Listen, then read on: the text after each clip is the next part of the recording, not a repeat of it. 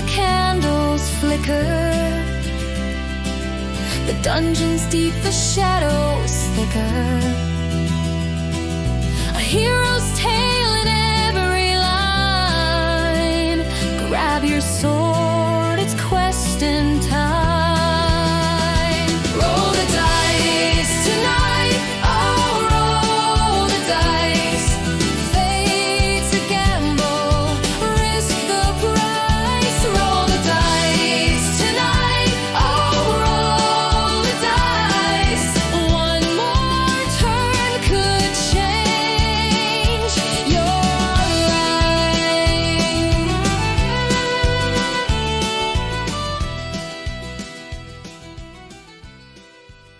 Duncan, seems like you're starting your own little side gig, printing off D&D maps. Seems like it might happen. Yeah, that's quite the development. Bet you didn't see that coming tonight, huh? It's actually kind of funny that I never thought about it, but yeah, I absolutely could. Yeah. Become a D&D cartographer. Get an Incarnate subscription and start making your own maps. I don't know if I'm going to do all that. I'm a busy man in high demand, but I'll be happy to print off other people's stuff and ship it to them. Yeah, there you go. Follow at Renovadio on Twitter or X. I think it's actually, let me tell you, it's actually Renovadio Design spelled with a 3. And for all you kids at home, Renovadio is a Latin word that means rebirth or renewal. Yep. That's where Renaissance comes from. Also renovation. Yep. And using a 3 for the E is leet speak. Also, for you kids out there. Yeah.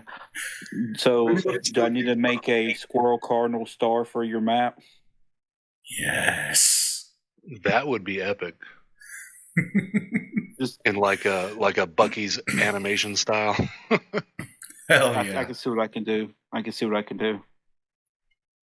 We'll start including that on all plan sets at no additional charge. Do you want Gothic style pointers or surprise you? Surprise me, yes, but I'd like to see the Gothic option as well. All right, I'll see what I can get. I can see what I can get to happen.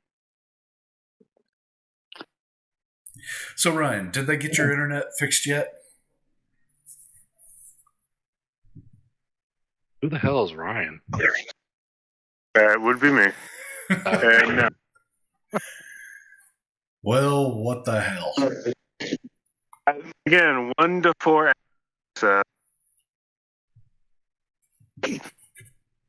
All right. Well, I guess we'll just have to give him another day or two. So now that we've been playing together for like a year for some of us, I need to confess to you guys that I don't know the difference between your real names or your character names, and whatever name I have allocated towards you, I'm not sure which one of those it is. So Honestly, that's kind of how it should be. I'm in the same boat. I switch between characters like crazy. and for the first 4 months, I confused Mort and Scotty at a high degree. But I think I've got it figured out now. So, If you can't tell the difference between me and Scotty, I don't know what to tell you. and one's American Scottish and the other is Scottish.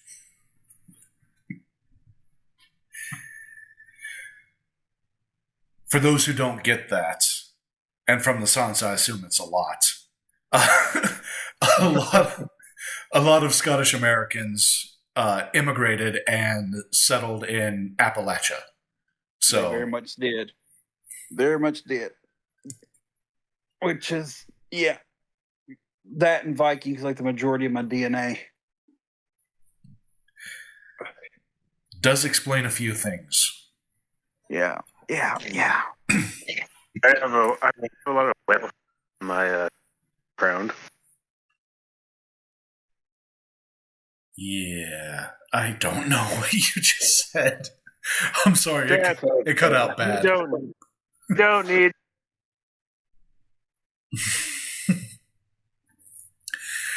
All right. Either you need to, you don't. You don't. If you need to know, you don't need to know, or you don't. I didn't get that. Good. All right, we're gonna take our commercial break. Aoethera, a world of ancient magic, steam-driven technology, and fragile alliances, where secrets hide in every shadow and betrayal lurks in every pact. A war is brewing. Cities tremble. The world teeters on the edge of ruin. Will you rise to save it? Or fall? Steel yourselves for the Cataclysm. Cataclysm is a 2-book epic adventure set in a new world of magic and steam, built for those who seek renown. Explore Aoethera with 79 unique maps, 32 illustrated NPCs, and new monsters in the bestiaries of both books. Aoethera Cataclysm by CritHeads Gaming, exclusively on DriveThruRPG.com. Last time, in Aoethera, you guys, let's see, you finished up your journey, you made it to Isfawel, and most of the party shifted into the Shadow Plane, while Alaris and Amber, disguised as a elven soldier, led you to the museum. Once there, you guys hung out for a day, kind of explored the museum and read the texts. Then the next day, you guys went out and explored the city. You stole some robes from the hospital. You plotted where would be the best place to plant explosives in the airship terminal, and kind of explored some of the local bars to see where the soldiers might drink. On top of, casing some banks. Because why not? If you're going to do this, do it right.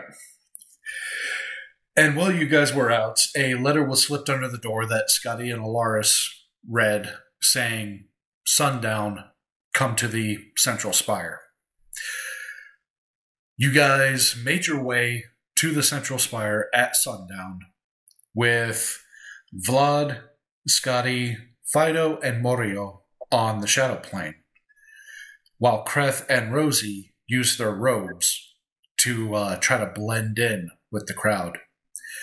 And as you guys enter the throne room, those of you that were on the Shadow Plane got shunted out of it, and you're back on the physical plane, as a room full of Sentinel 2s with a couple of Elven commandos reveal themselves from just on the other side of the pillars. And Queen Ravenna, sitting on her throne at the end of the room, is laughing at you guys. And that is where we pick up. Now, okay, so the heavy brass and black walnut doors of the throne room groan open, and you step into the cavernous chamber. Here, especially, Gothic grandeur meets the relentless pulse of machinery. Towering pillars of blackened iron line the vast space like silent sentinels, their bases wreathed in faint wisps of steam from hidden vents below the polished stone floor. The air is abuzz with a low mechanical thrum and is laced with a scent of oiled gears and incense from small ornate braziers. Gas lamps suspended from the vaulted ceiling cast a warm golden glow over the room's intricate tapestries depicting ancient elven triumphs, while a wall of stained glass at the far end of the room depicts their presumed supremacy. Just before that wall of colored glass, the throne itself rises on a dais of riveted steel, a high back seat of dark red wood inlaid with glowing crystal filigree, where Queen Ravenna Damarius sits with regal poise, her hair cascading down her back and to a gown of emerald green silk with gold epaulets. Behind her, shadows dance across the stained glass as airships drift like predatory birds, and distant factory stacks belch fire into the Aspinwall skyline as the sun sets. Behind you, the doors are sealed shut with a resonant clang, and a ripple of movement betrays the ambush as elven soldiers emerge from behind the pillars. The muzzles of their rifles and the cold disciplined malice of their eyes lock onto you. The soft click of the rifles' hammers locking back echoes as a death knell in the suddenly claustrophobic space. Queen Ravenna's laughter and mocking applause draws your attention. Her weight shifts forward, and she stands from her throne, quickening the pace of her applause as it turns into a standing ovation. With one last clap, she holds her hands together in a prayerful gesture, in front of her red lips as they split into an alluring smile. Well done and welcome. It is so nice to not have to pretend to be a beastling anymore. Scotty dear, you were fun. I'm glad it's over. Bene factum, heroes. Well done. You know, you all have been just the absolute worst thorn to ever irritate me. The absolute worst. From the moment you set foot on that blasted airship with Bouchard's fat lump of a whelp. She pauses a moment, then laughs softly to herself before continuing. But I suppose that problem's handled now too, isn't it? Ravenna gently lifts the front of her long, elegant dress so as not to step on it as she slowly descends the dais and continues, as is the problem of you. Her alluring smile turns wicked as malice and vitriol seems to fill her eyes. She lifts her hand, arm bent upward at the elbows, thumb and middle finger pressed together in preparation to snap. With no escape and death seeming certain, the tension in the throne room coils to a breaking point, with Queen Ravenna's elegant fingers hovering in the air, poised to unleash the soldiers' rifles without a single word spoken. Just then, a deafening, earth-shattering crash shatters the moment. The massive stained glass behind her explodes inward. Let me... I look like a big beastie. Oh, bloody hell.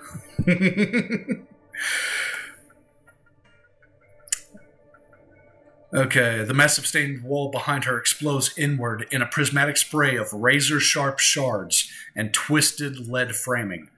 Through that breach erupts a colossal red reptilian-looking horror, a living cataclysm of primal fury and ancient malice.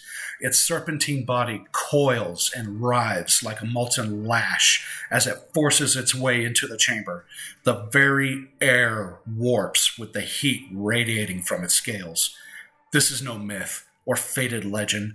This is the first true dragon to claw its way into Aoethera's reality, a prehistoric leviathan that defies comprehension. It's a rival of visceral assault on the senses that root you in a object horror. The beast is a nightmare forged from the world's molten core. Its body a gargantuan, undulating mass, easily 60 feet from snarling maw to thrashing tail, armored in scales like charred rubies. The creature seems veined with glowing magma as fresh wounds weep rivulets of superheated ichor that sizzle when they strike the floor and fill the room with an acrid stench of brimstone and charred flesh. Its head is a wedge of armored death, larger than a warhorse, with horns curling back like formations of obsidian. framing a maw stretched impossibly long and wide to reveal row upon row of serrated fangs longer than a man's forearm. Its mouth is dripping with viscous saliva that hisses and bubbles on the stone. Each tooth is stained with the calcified remnants of ancient prey. Slitted eyes, the size of shields, burn with an infernal glow as roiling fire makes the irises. Its pupils are vertical slits of inky void that seem to pierce your very soul, radiating an intelligence that's both cunning and utterly alien, devoid of mercy or reason. Eyes that have slumbered through eons, now awake and ravenous. Leathery wings, tattered at the edges like sails from a storm-ravaged ship, unfurl with a thunderous snap that shatters nearby glass and extinguishes flames as the overpressure thumps you in your chest. Their membranes stretch over bones as thick as rafters, and ending in claws that gouge furrows into the stone ceiling as the dragon tries to rear in a space that moments before seemed enormous and now seems claustrophobically small. Claws like scythes dig into and nearly crush a pillar as the beast grasps at one with its right hand, each talon as long as a longsword and curved to rend armor and bone alike. Its underbelly, pale like a snake's, heaves with enormous breaths that belch forth gouts of sulphurous smoke. The roar that follows is a guttural boom that vibrates your very bones and drowns out the screams. It's a bellow that speaks not of rage, but an unstoppable, world-consuming hunger that has awakened after millennia of dormancy. With its left hand, the dragon grasps Queen Ravenna. Terror washes over her face as her eyes lock with yours. Help, she seems to whimper, or perhaps your mind is projecting the words onto her lips as you and the soldiers around you watch in captive horror. The dragon almost seems to become a blur in your vision as you focus solely on Ravenna's face. Tears well up in her eyes, and the color drains from her, moments before those terrible jagged teeth close down around her torso. Blood pours, gushes, cascades down, washing over the dragon's clawed hand, down its impossibly large mouth, and falling like a river from a cliff to the floor and throne. No! You hear one of the elven soldiers yell as though a battle cry as he moves forward, firing his rifle, then dropping it and drawing his sword. The others also open fire, but not at you. They singularly focus on the beast that just ended their monarch as easily as one of them might eat a fig. Some of the elves fire, reload, fire again. Others fire once, drop their rifles, and charge in. With a powerful sweep of its hand, the dragon flings one soldier across the room. He hits the wall with a sickening thud and slumps over, lifeless. 3 more he sweeps away effortlessly, one broad stroke of his tail, as he turns and flees through the hole he just made when he entered this once beautiful room. The dragon takes flight, thunderously revealing a chaotic scene just beyond the walls. The city burns. The short amount of time it took between you entering the central citadel and the monster crashing through the glass is all it needed to bring the elves to their knees. The shock begins to wear off, and you start noticing your surroundings. The Alliance Militarium has arrived, but there is no battle. No gunshots, no steel striking steel. Instead of fighting the elves, they're fighting the fires. The soldiers that just moments earlier were prepared to kill you now drop their weapons and rush out to help aid their city. Sir Arthur Stonefist approaches you in disbelief. Well, if it's not my favorite sellswords, I see you met our latest problem. The bugger attacked Malvik as we were closing in on the city. It feasted and took flight. We started chasing it, and it seemed to be coming here. Needless to say, I'm pretty sure the war's off.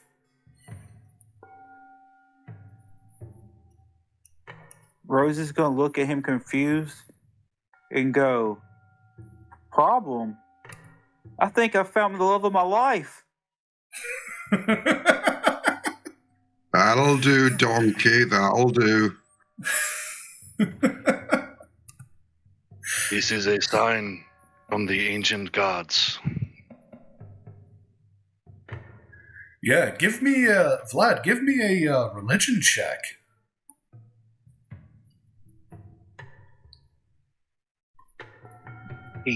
Not good. No, actually, that might be good. I will let you decide. Does Vlad think that is Ivor, his god, and the creator of Aoethera, returned?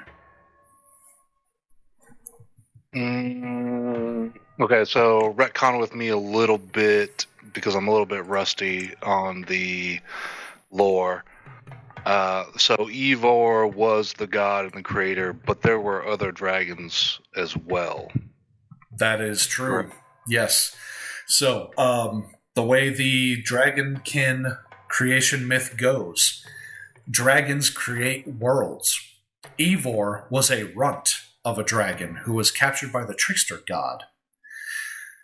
After being, getting the ever-loving crap kicked out of him. Haley, the goddess of love, the elven goddess of love, saw Ivor lying there wounded, while Osaroshi went to go get chains to drag him basically to hell to have him make a new domain for Osaroshi. Haley couldn't do anything about it, except she's the goddess of love and fertility, so she did what goddesses of love and fertility do, and got busy. And that, her children were the first clutch of Dragonkin. But aside from Ivor, there were other dragons. Yes. And Ivor is described as what? As the runt and the father of the Dragonkin.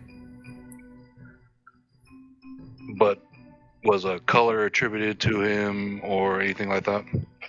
Not particularly. Sometimes he's associated with black, sometimes with red.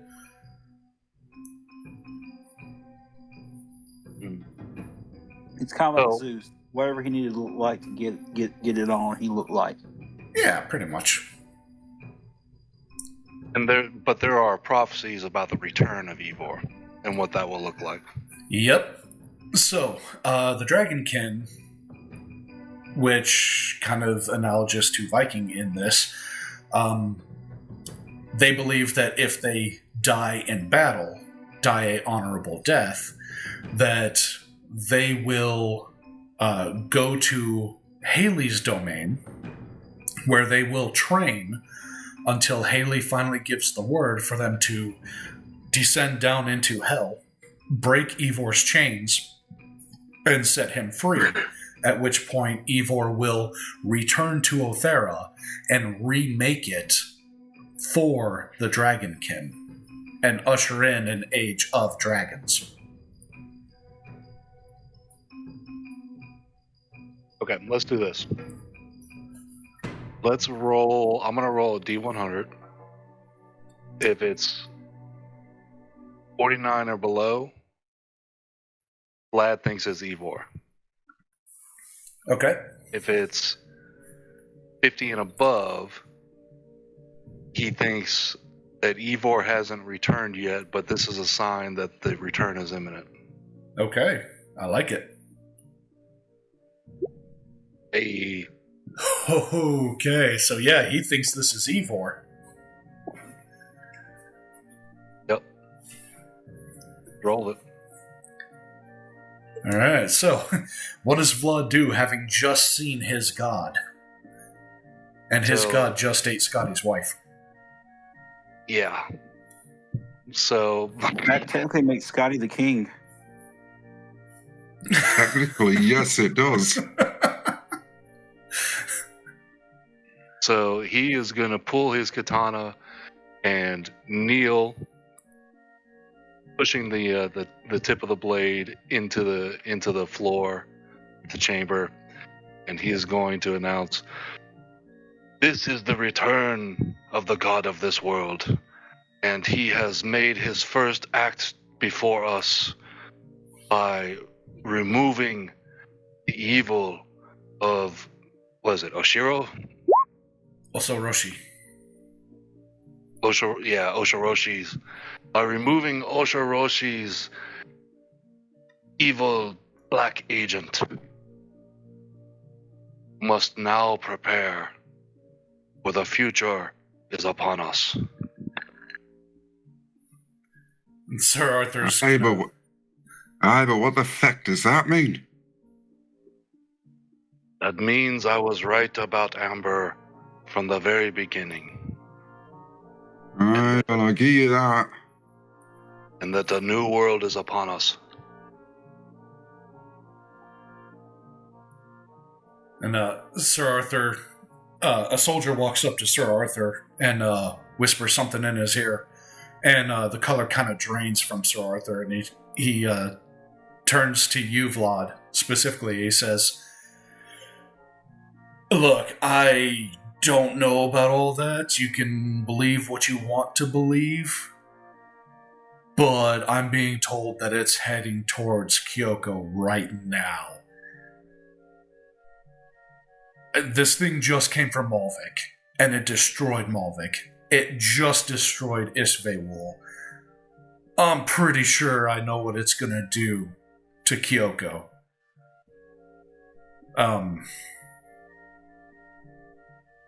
I don't know about that. This world was created in fire, and now it will be made anew. Well, whatever it's doing, we aren't going to catch up with it. So, Tim, can I ask a question? Yeah. In your world, dragons animals or not? They are. Intelligent animals, but animals. And I just saw one for the first time, Yeah. and I'm a druid? Uh-huh. Okay, yeah.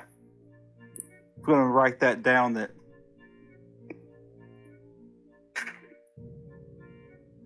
I know exactly guess where what? you're going with that. Now you're a boss. So, let's see. Wheels on the bus go, burn it down, burn it down. More or less. Alright, so Sir Arthur is, he's going to turn to you, Scotty. He's like, I have an airship. It's our fastest. I need you guys to go kill that thing. Because if we let it live, it's going to destroy us all.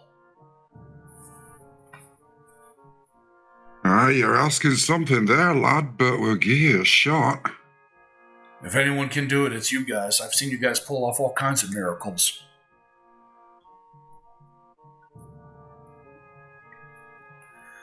No. The soldier's gonna look to you guys. He's gonna wave at you. He says, airship is this way. I'll take you guys. Do you Lead on. guys... Go ahead. Scotty just goes, I lead the way. Oh.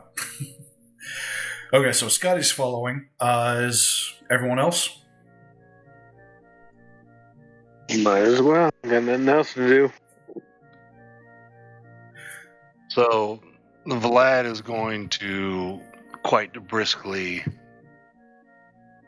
walk up to Sir Arthur and grab his arm and say, I will not join you in attempting to kill a god, but I will go in order to perhaps spare unnecessary destruction if I am able. And assuming this is your god. It is. I'm going to ask Vlad, how do I marry that magnificent beast?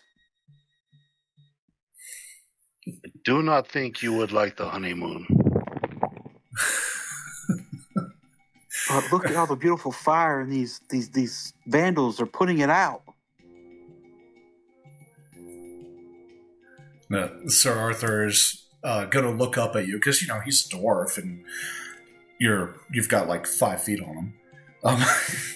So he's gonna look up at you, Vlad. He's gonna say, I get it. That's whatever you believe. Fine. I don't think that's your god. But who am I? I'm just a dwarf, right? Just please stop this thing before it destroys everything and everyone. We'll Then do I'm what gonna I look. can. Sorry, Go ahead. I was gonna say I'm gonna look confusingly at Scotty and be like, technically, you're the king now.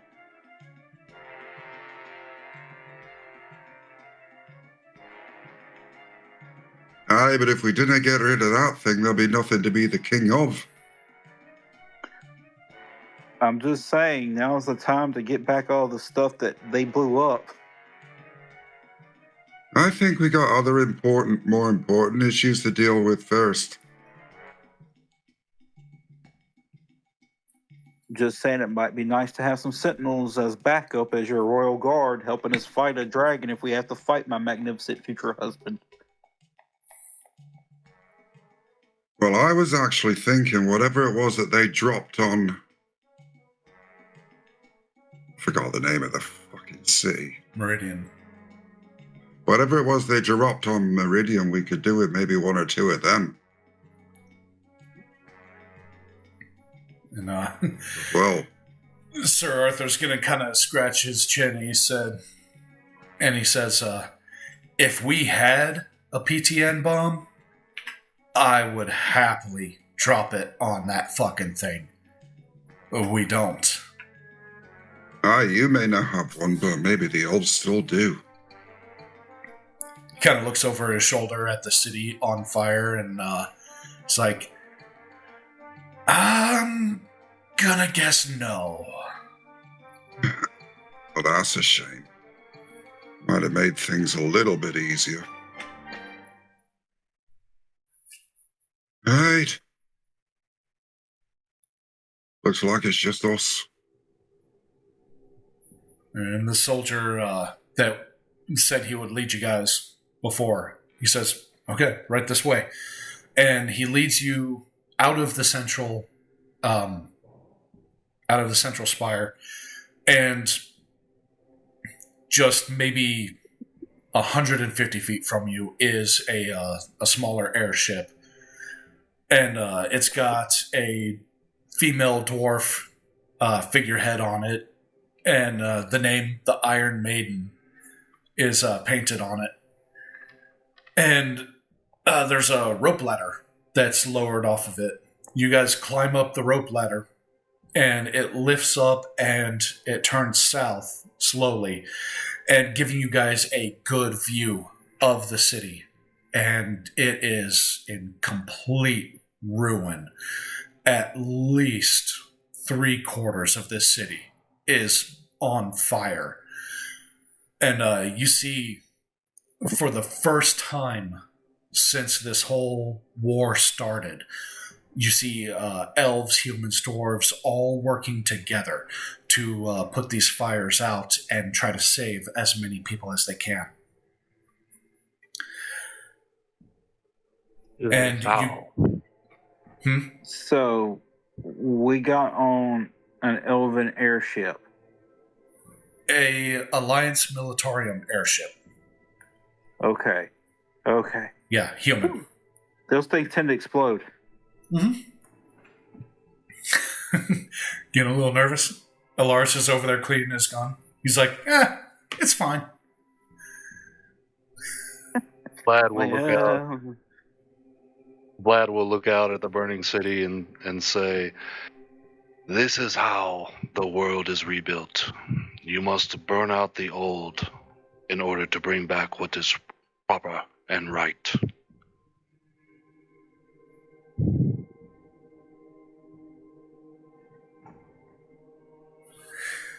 So, As he says that, I'm going to hold up my hand and turn my hand into a bronze dragon's hand, and it's going to quickly go back to my normal hand. It takes on the likeness, but not the size. Yeah. Like, just like, it's like I'm trying to do something, but I just hadn't quite got it yet.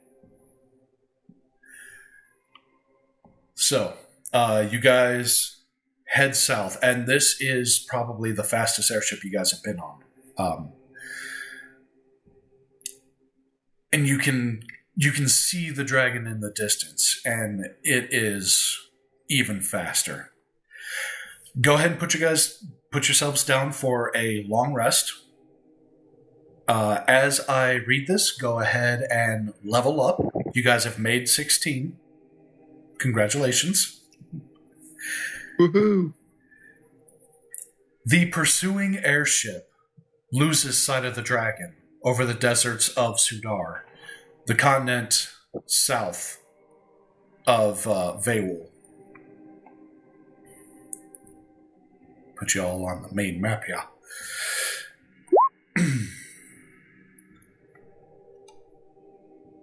Let's see.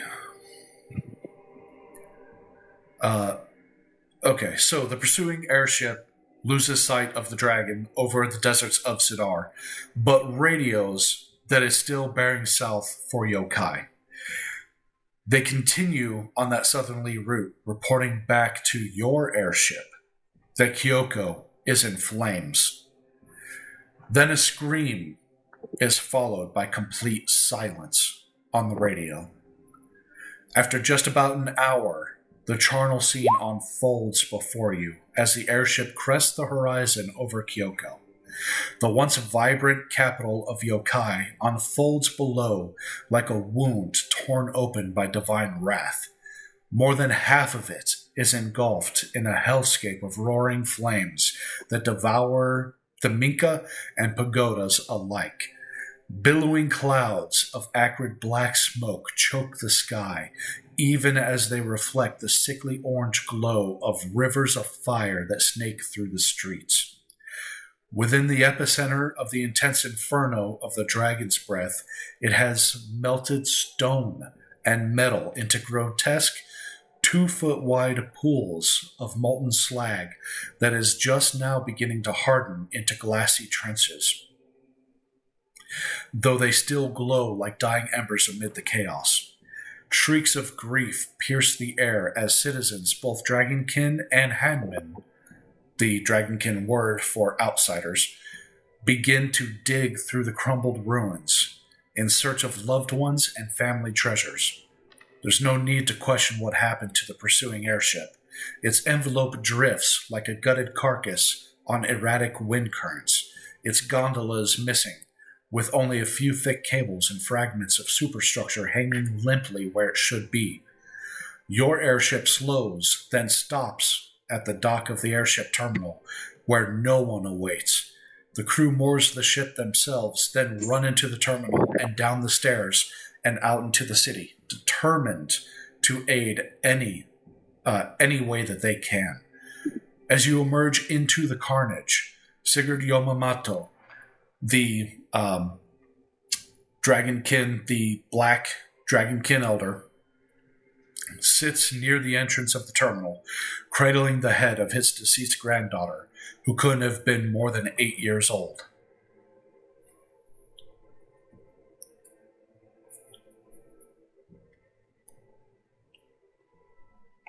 So Vlad will kneel before the elder and ask him, tell me what has become of this place, and what is it that you think we are witnessing now?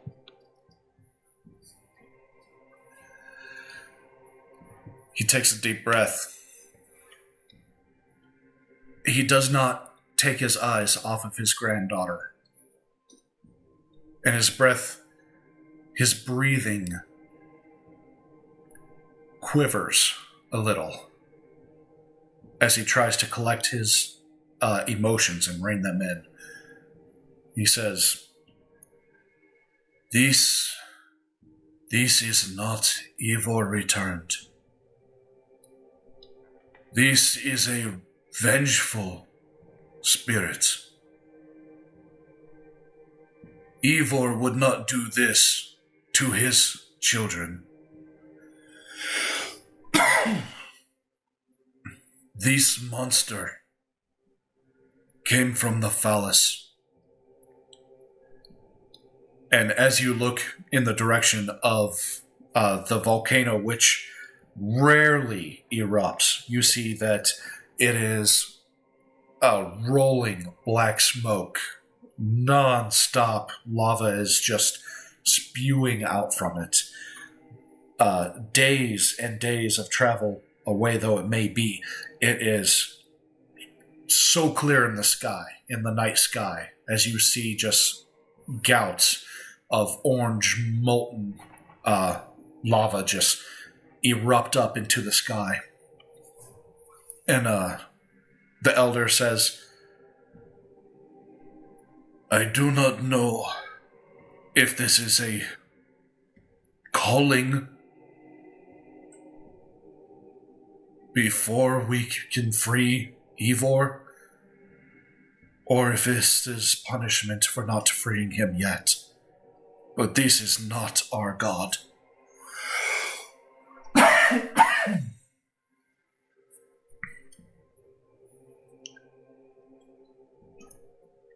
I'd like to do another religion check.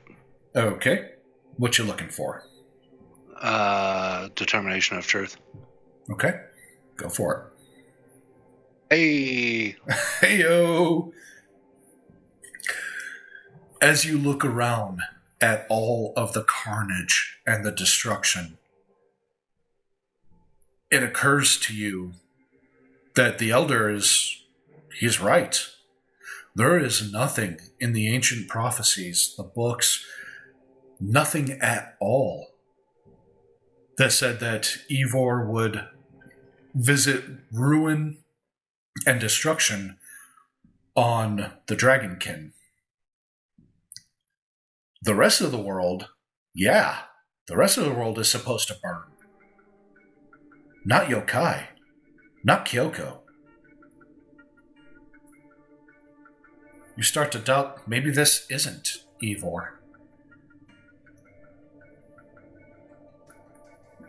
Okay, so Vlad will stand and turn to the party and say, I fear my initial beliefs were wrong.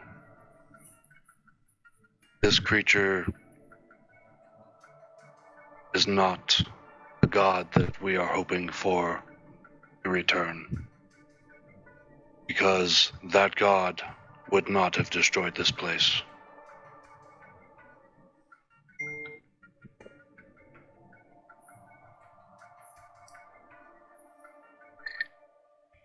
The elder lays his granddaughter down and finally looks up at you guys instead of her. And he says, It has returned to the volcano. When it emerged a few days ago, and many still believe that it is Ivor returned. They have occupied the Gold Dragonkin village. They now call it Kinoi. They are rabid. If they know that you are there to visit harm upon the dragon, they will try to stop you. But please, avenge our people.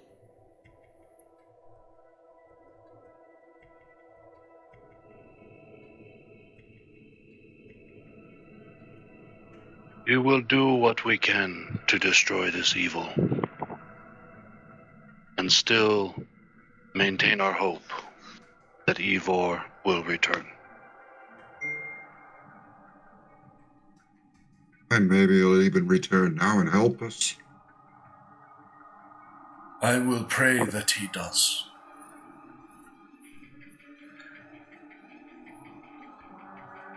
Please, stop by the stables and take the horses.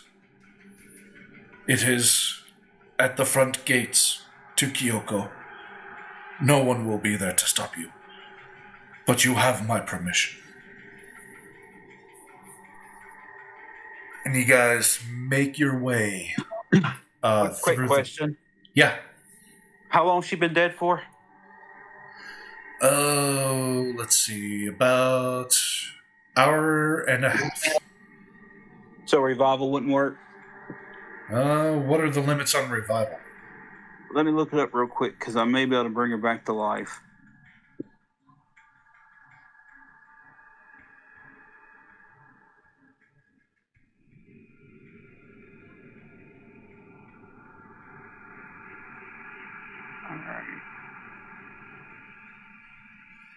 Revivify when the body is reasonably whole. Resurrection when there's no body. You can probably absorb raised dead and all right, that's not helping me in a second.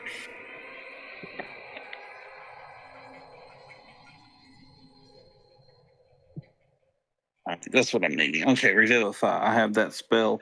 It's part of my feature. You touch a creature that has died within the last minute. Yep. Been a little longer than that. You're about 89 overdue. If we just would have got here faster, that stupid airship. Yeah, but the crew ran off. I have something. Hold on.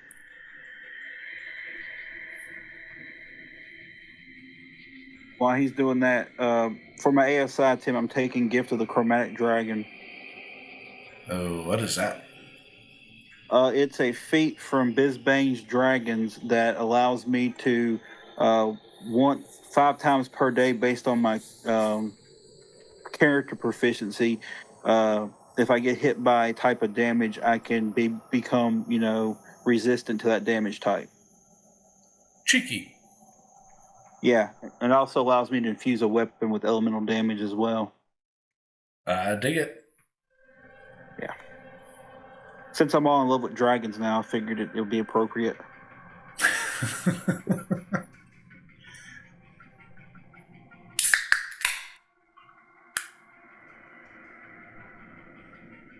Does Greth have anything for faster travel?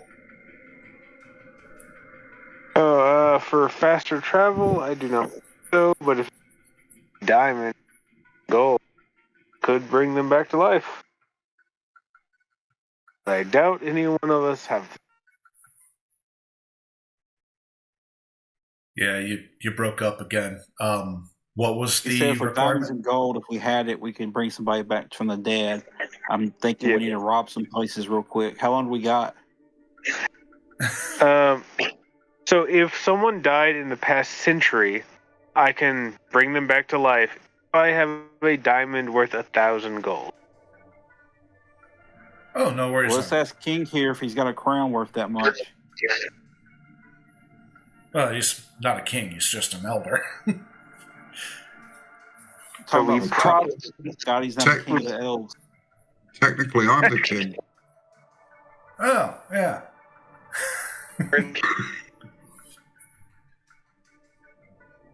Well, what do you say, Your Highness? You have 1,000 gold valued diamond in your pocket? I'm just pleased to see you. That's what I thought. So I guess granddaughter stays To dead. keep her body safe, and we send word back to the elves to bring some diamonds. No, to hell with the door. We bring Amber back, 'cause she's gonna be pissed. Yeah, but you quit being king. We're better off leaving her dead. Oh no, I outrank her.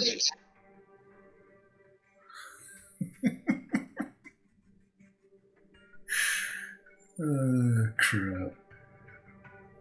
Well, Oh, we brought you back from the dead last, but we can easily put you back there if you misbehave. All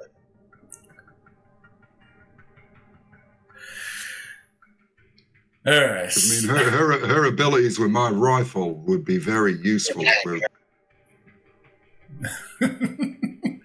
was just going to have you get ate by the dragon while holding the bomb. Right? All right. So, you guys start to make your way south, and you get through town, and it is just devastation everywhere. The air's really getting thick with black smoke, and there's parts where you have to like cover your mouth and hold your breath and just try not to breathe it in as you walk by burning buildings and you smell the burning bodies. And you do come across the stables at the edge of town, and there's a horse for everyone. And you guys mount up on the horses and you ride. And it still takes about 2 days before you get to the volcano. Do you guys stop and make camp for the night, or do you push through? How do you guys want to handle that?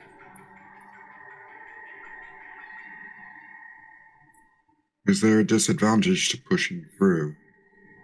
It being will awake for incur 48 exhaustion. hours. Yeah.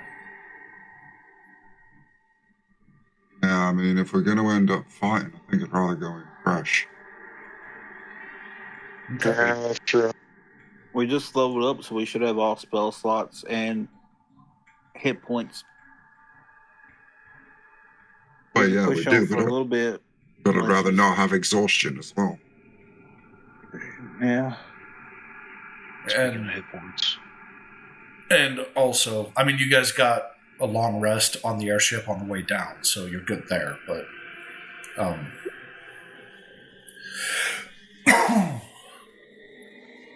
anyway, so you guys make camp, and I'm assuming, Kreth, you do your tiny hut deal? Yes, I would like to do that. Okay. I figured you would. Are you able to... You're able to see and hear things outside the tiny hut, right?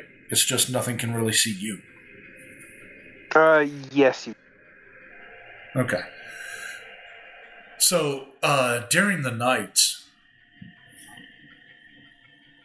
you guys do hear the dragon take flight, and just the thrumming of its wings is a little unnerving. And its roar, which comes a little closer to morning, even more unnerving.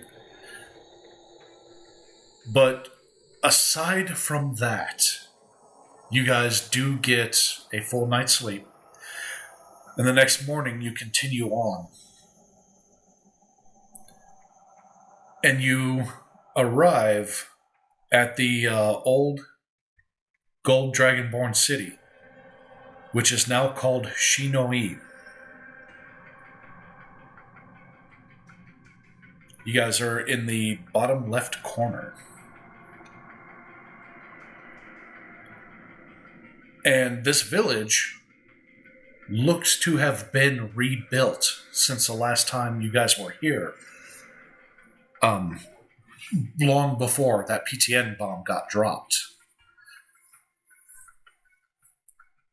So the city has been rebuilt, and you see a mixture of dragonkin, humans, elves, even a couple of dwarves, all wearing similar brown rough-spun robes, just going about typical village life at the base of the volcano with the dragon near the top of it. What would you guys like to do? I'd suggest that we just walk up to the path that leads up the volcano, and if nobody bothers us, then they get to live. think we should try to understand what has happened here. This is quite odd, especially in this land. Yeah, since we leveled up, I'm rearranging my spell book, so I'm going to be quiet for a second. Get my prepared spells ready. Okay. All right.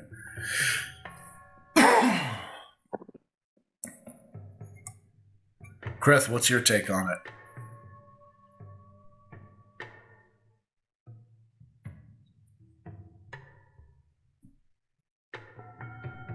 Okay. Good take. So, all right. So, yeah, you guys just wander right in, plain as day. And most of the people aren't really paying any attention to you. Like, they look up, they see you, and they don't even think twice. They just get back to work. And they're tending gardens, they're tending goats. Like I said, just typical village life.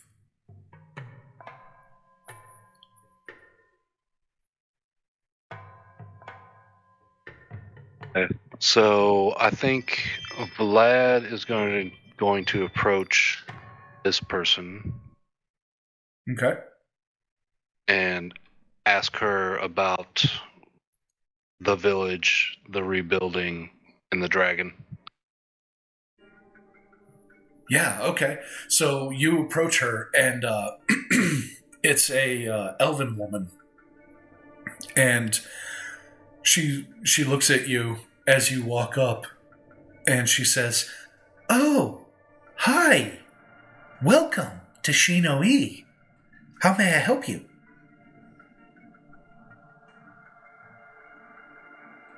Can you tell me about the rebuilding of this village, the people here, and the dragon in the volcano? Of course.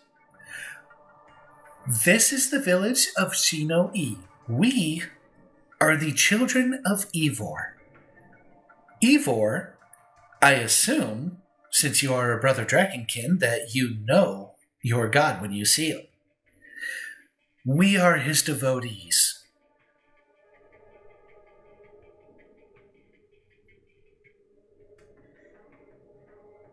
I've seen this dragon, but how does an elf become a devotee of a dragonkin religion? Well, you've seen our god. He is quite awe-inspiring. And his fires, may they clean us all.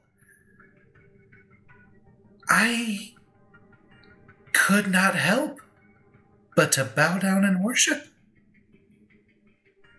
Do you not?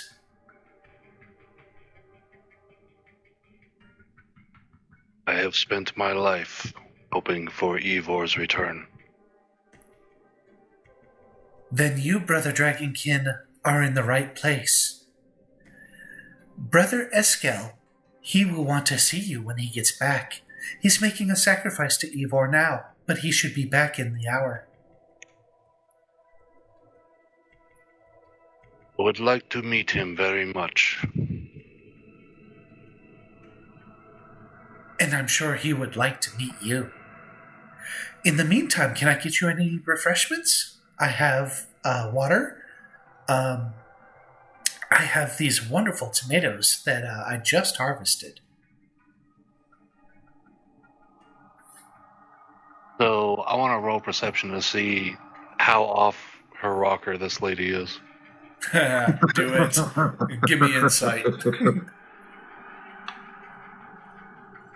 That was actually perception. That wasn't insight. I can roll again. Mm-hmm. Crap. Can I go with the perception roll? You do have one more fate dice. I'll leave it up to the party. So we didn't go into the town. We're all hanging around the outside when he walked in by himself. That's what it looks like.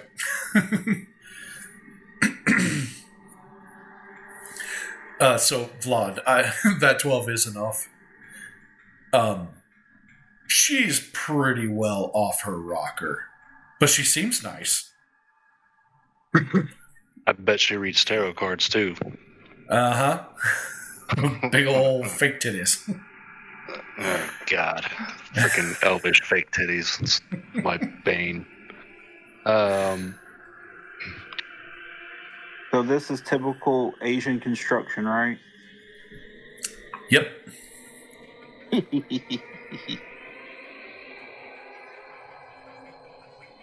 Would you be so kind as to attend to my companions and see if perhaps they need anything? Are your companions believers?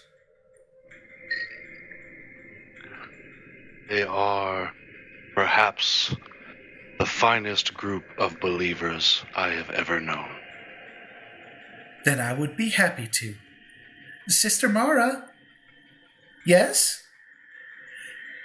We have some visitors. While they wait for Brother Eskel, we must tend to them. Where are your friends? They are in the tree line just beyond the village. Come now, let's not waste time. And, yeah.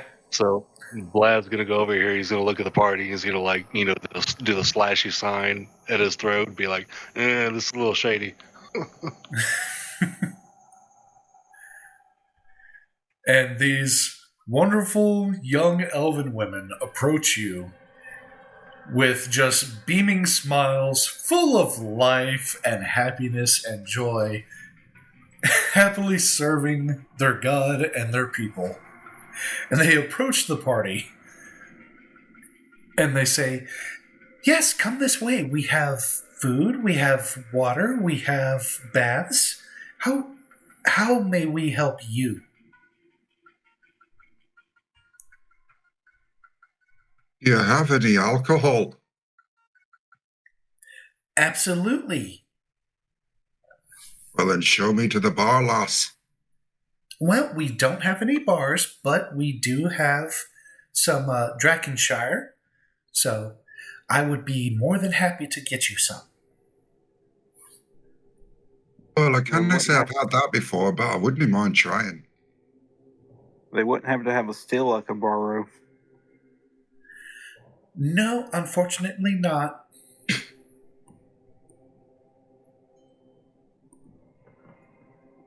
So, they will lead you back to their house. It's this one over here. It's getting real comfortable around here. Indeed. Scotty. One of them fluffs pillows and for you guys, like cushions to sit on the ground. And the other one goes into a back room and comes out with a tall, slender bottle that doesn't really look like it would hold more than like 12 ounces. And she pours a little bit of a thick purple liquid into a small cup and places it before you.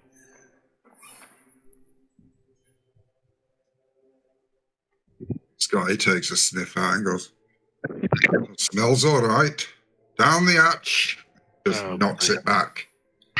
And as you knock it back, the one that was fluffing the pillows for everybody else, she's like, no, you don't. Drakenshire. Too late now, lass. Drakenshire is to be enjoyed slowly. Give me a Constitution save. Dee-be-dee-be-dee-be-dee. Oh, well, this should be okay. I've got a +8. Yeah. The room starts spinning. And the other one tops your cup up, pours a little more for you, and says, "This is a sipping liquor. you should take your time with it. Or should I sip her or lick her?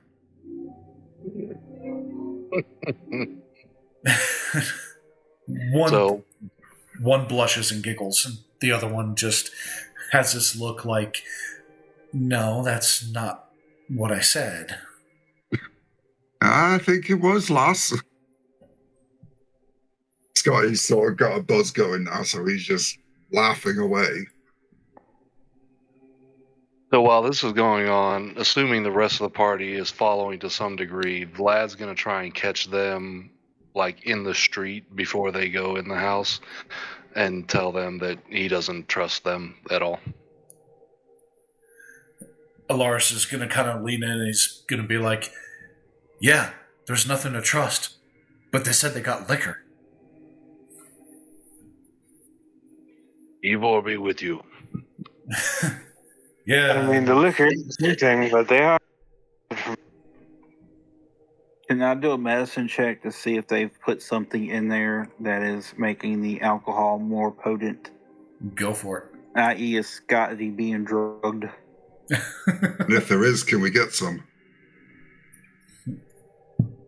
Go for it. Give me that medicine check. Give me 1 second, let my character sheet load. Going through the spell book is pretty difficult. 18. Okay.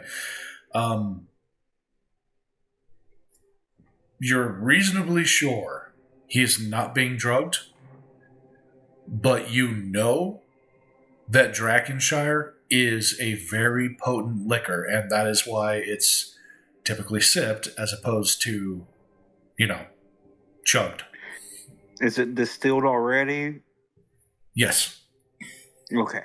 I'm gonna double distill it anyway. Let me get a jug of that. So, the female is that's holding the bottle is like, we don't have these by the jug. We don't give or sell Drakenshire. It is our custom to offer it as guests. How about we trade? I give her a thimble full of the orc swill I made. She looks at it and she kind of like wrinkles her nose and gets like a disgusted look on her face. And she says, I don't think that would please Ivor. Oh, okay. I'm kind of getting a feeling this stuff's made out of Ivor's piss or something. You know that it's kind of a fortified wine that then gets distilled. The grapes that they make it with grow only on the volcano here in Yokai. Ah, high sulfur soil, nice. Uh-huh. Speaking of which, do they mind if I go out on a hike to gather resources? Or will they be mad? She says, you are free to come and go. You are not prisoners, you are guests. But do not go sure up you're not the gonna be mad volcano. if I pick up rocks and leaves and twigs and dirt and soil to take back with me. So long as you do not set foot on the sacred volcano, you are welcome to go as you please. Well, that's perfectly fine. You just tell me where the volcano begins and I'll make sure I don't step foot on it. The pathway is to the north. You can't miss it. We do keep it guarded. Okay, so yeah, I'm gonna do a nature hike and see if I can smell sulfur in the ground and kind of, some charcoal, some sulfur, some saltpeter, Oh, yeah. Yep. Just basic, basic shopping list. Basic Rosie make boom boom. Yeah. Give me a perception check. I was hoping for medicine or nature or survival. Okay. I'm not very perceptive, but 23.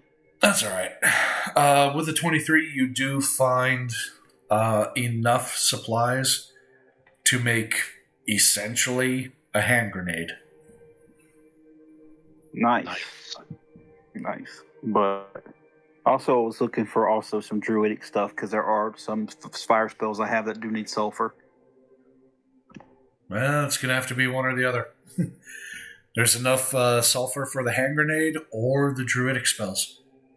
Oh, the druidic spells do more damage than a hand grenade. Oh, there you go. All right, so woohoo. But you do have saltpeter for later. I'm going to slip that in Scotty's food so he can't get a hard on. You hear from beyond the grave. That would have been nice earlier.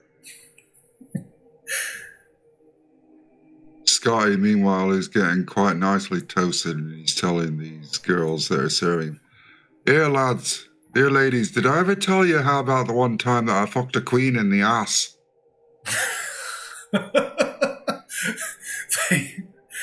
The one that was fluffing pillows goes beet red, but looks interested to learn more. The one that's serving you drinks just looks disgusted and mortified. When you said wants to learn more, I flashed to the Starship Troopers movie. I'm doing my part. That's all right. As soon as they said, "Are you a believer?" and my mind immediately went to the end of Shrek. You want to sing the monkeys? I'm a believer. You tried to leave her. She died. Yeah. You got her.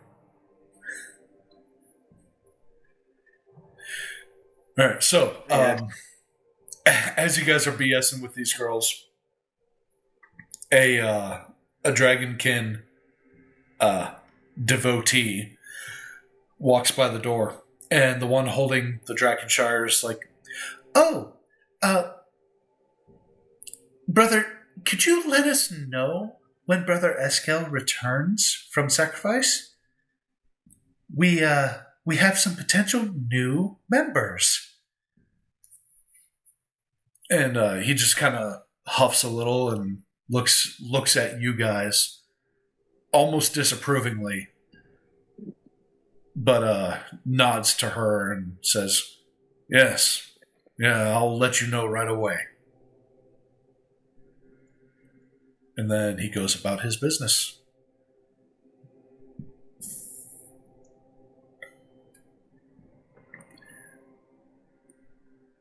Then, I turn to the girl fluffing pillows and say, "Twice in one night."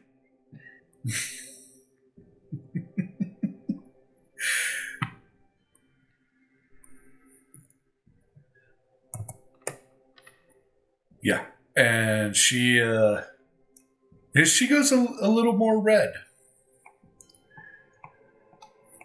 I can see that you've done a wee bit of the oopsie poopsie in your time, haven't you, lass? Her mouth just like drops open, and she's like, no. She doesn't really know what to say. But would you like to? Because I've got my newfound freedom to celebrate. I'm a recent widower, you know. As you say that, the male dragonborn kind of sticks his head back in the doorway, and he says, "Brother Eskel has returned. Follow me." And he leads you guys to the center of town, where you notice a very interesting looking dragonborn, or dragonkin rather, with red and black scales, which, Vlad, you know that that doesn't happen. And that's not like...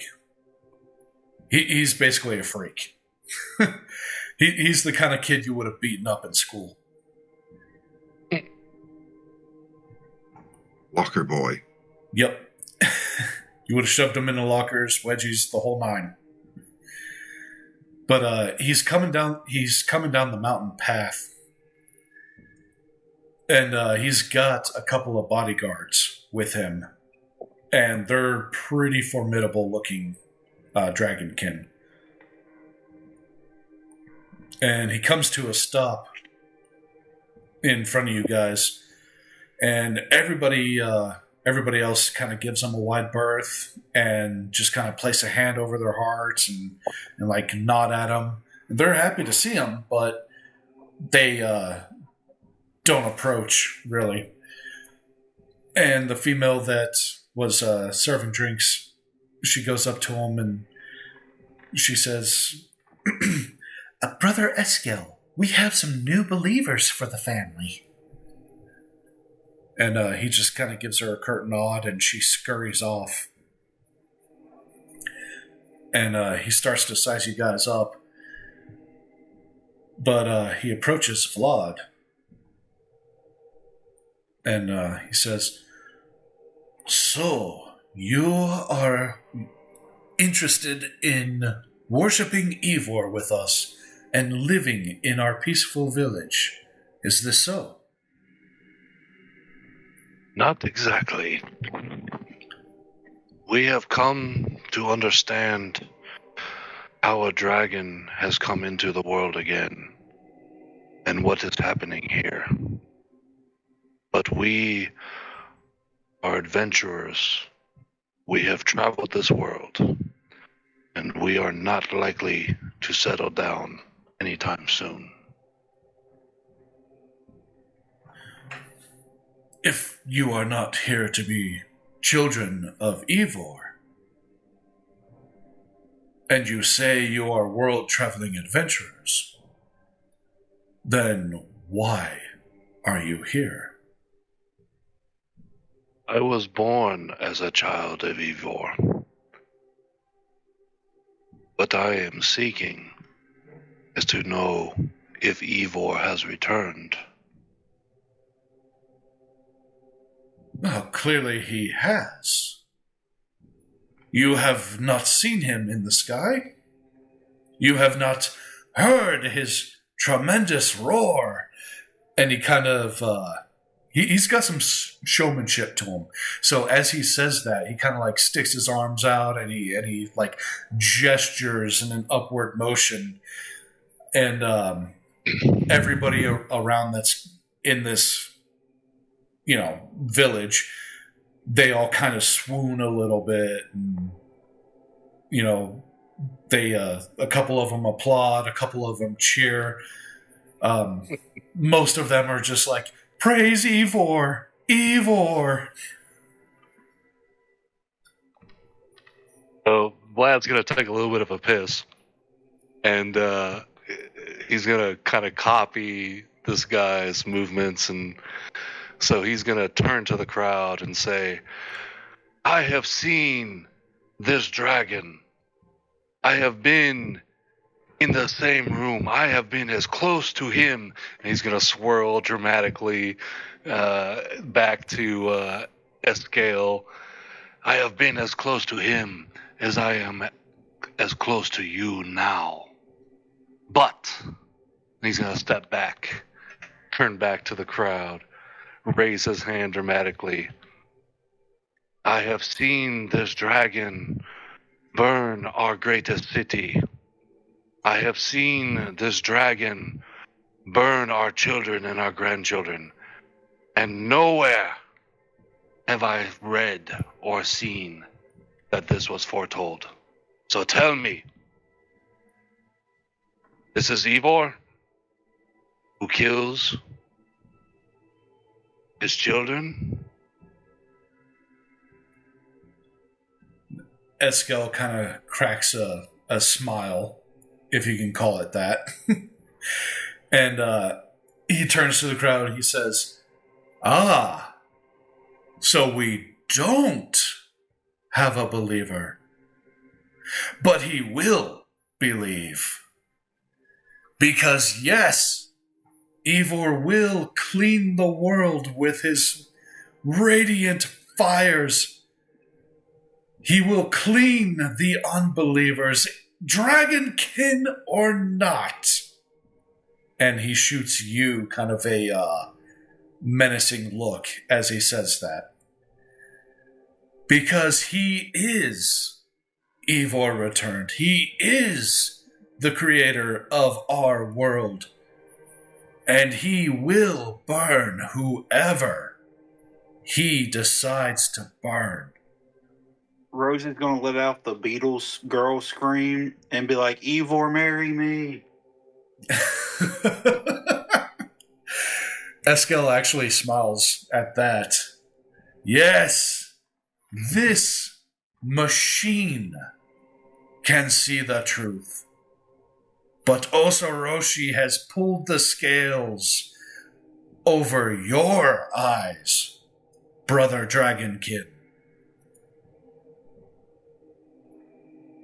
So Vlad's going to kind of look over his shoulder at the party with an expression that says, I think I'm about to kill this guy. I want to walk up to him and put my hand on his shoulder and get really, really close and whisper in his ears and say, we need these guys on our side. We have to save resources until we fight the dragon. Go with it. And I want to cast Produce Flame Cantrip, which allows me to make a fire in my hand, but it doesn't actually burn unless I throw it. And I'm going to hold it over his eyes. And I want Vlad to pretend like all of a sudden he sees the truth. Like, hero, brother! Oh God, Vlad, do you go with it? What do you do? He's going to gauge the temperament of the rest of the party. So what are they expressing non-verbally? Well, Scotty's half drunk and he's just watching it all with a bit of a smirk on his face. If Chris realizes what's happening, he's going to cast Thaumaturgy and have like a rumbling.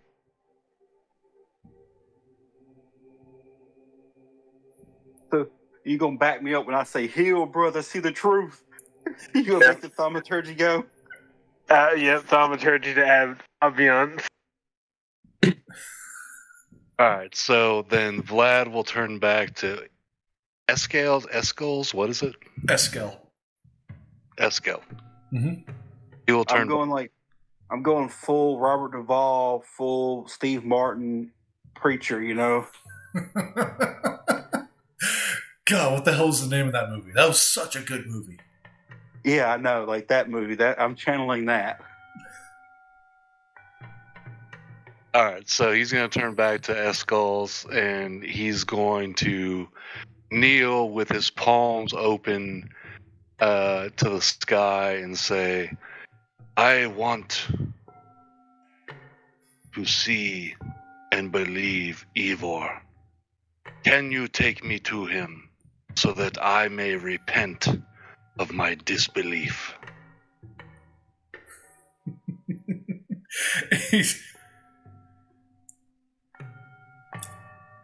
He is going to look you up and down. Give me a performance check. Oh, fucking hell. Or deception. And my theatrics gives an advantage. Hey, My that's not bad. theatrics. Yeah, he doesn't really need the advantage, but sure, if you want to try to roll for a critical. Yeah, let me try to see if I can aid with my, my over-the-top Southern Baptist snake handling, fire shooting out my hand. TV evangelical. With thaumaturgy making my voice boom. Falling out with the spirit. Yeah. Speaking in tongues for an extra 3. Yeah, horrible. But yeah, that was fine. He passed it on his own anyway. All right, so Eskel smiles and he raises his hands and kind of turns around to the crowd and he's like, "You see, Brother Dragonkin has seen the light. He wants to see Ivor." I want to kill this guy so bad. And everybody In due time. everybody is just like cheering and applauding. And the girl that brought you guys over here, she's like literally crying and weeping. And she's just like, Ivor, yes, Ivor! Show me your tits. She just opens up her robes. um, and Eskel is gonna turn to you and offer you a hand. And he's going to say, "Rise, brother, and we will show you Ivor." I'll take his hand, weeping. Thank you, brother. I must see the God I have believed in since I was a child. And you will. Come with us. And Eskel and his bodyguards begin to lead you up the mountain. Are we all going, or is it just him? No, we all gotta go. Okay. We're definitely gonna murder hobo these fools. Let me make sure I'm all set up. Yeah. Okay.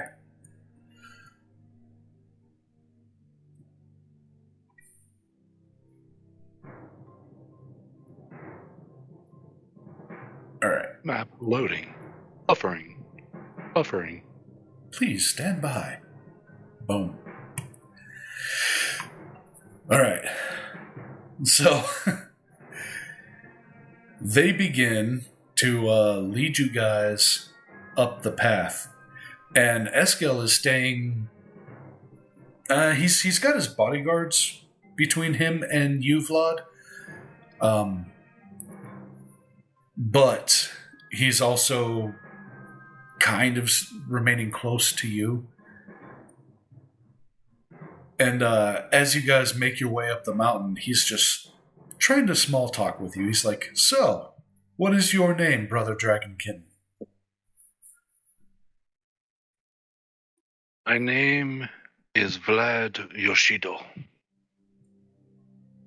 Ah, okay.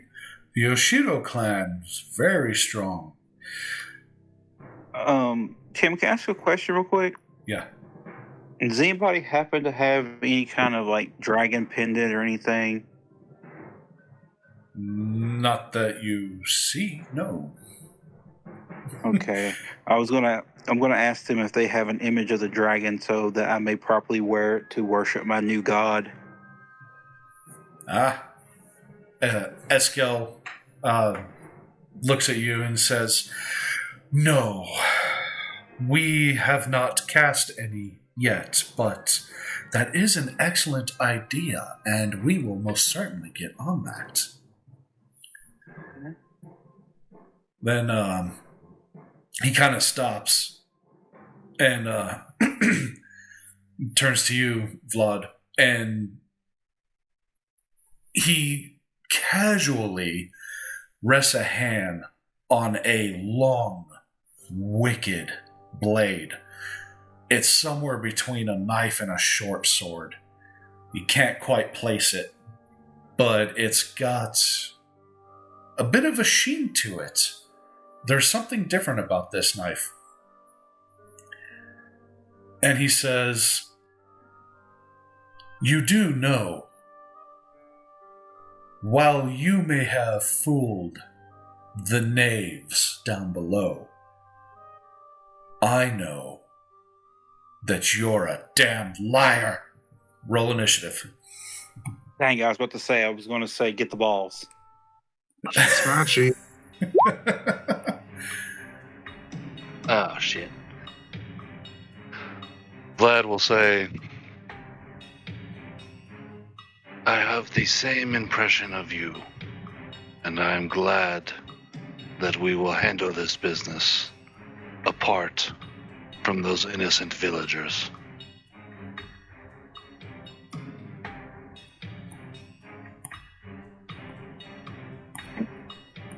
I've been itching for a fight. Finally getting one. Yeah, I mean, but it's probably like the worst time. But my initiative is 18.1. Okay. Mine is 13. It's 13 for Kreth. Yep.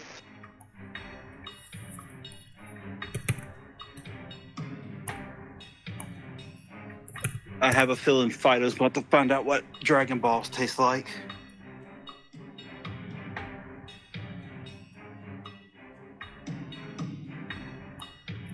$18 for Rosie.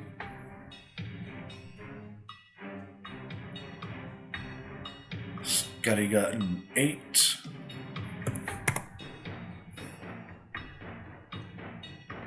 Vlad got a 5, is that right? Yeah.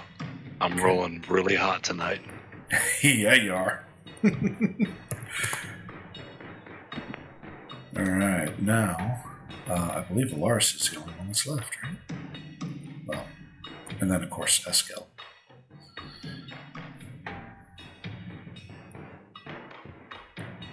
Let's see.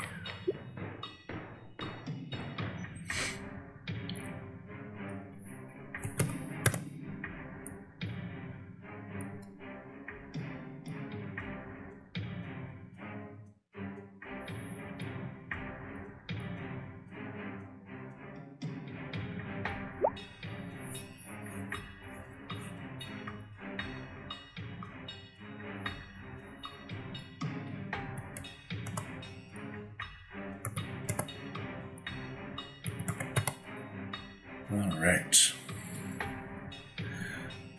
Okay. What the fuck is that? All right, so Eskel is first to go. So he is going to get up in your business, Vlad. And he's going to try to stabs you. That's a mistake.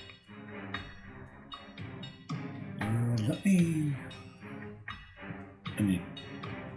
Right.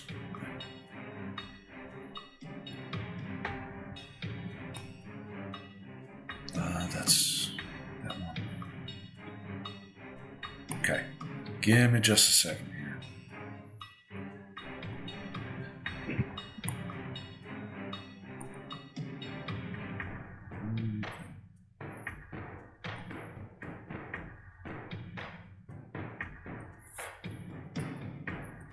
Should have done this from the start. Anyway.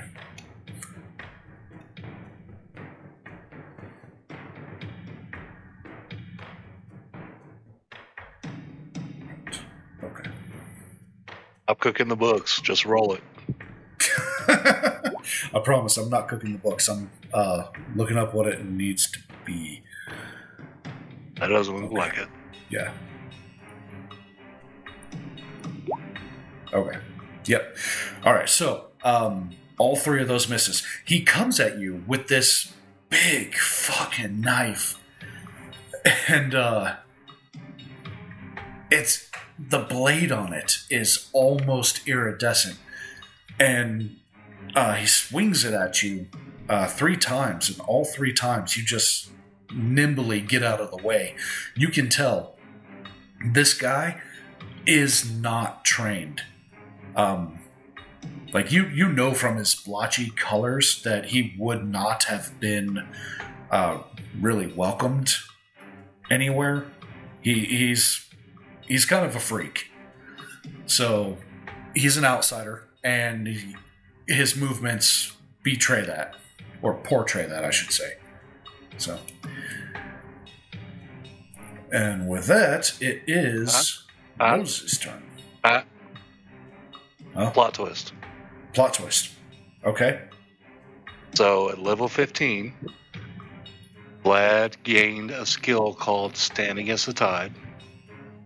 When missed with a melee attack, he can use his reaction to force the attacking creature to use the same attack against another creature, i.e., the bodyguards. Ah. Okay, so he takes one swipe at the nearest bodyguard. Right? Yep. Ooh. And he actually hits that one. Okay. Let's see.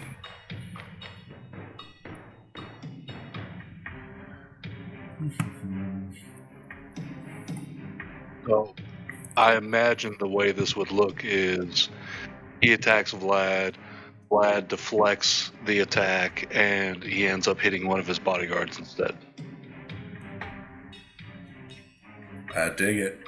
I'll definitely go with that. Ducking the punch routine. Let's see.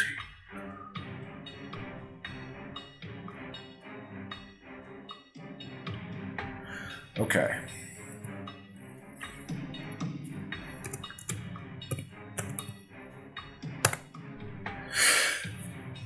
Oh, yeah. And... Okay. So,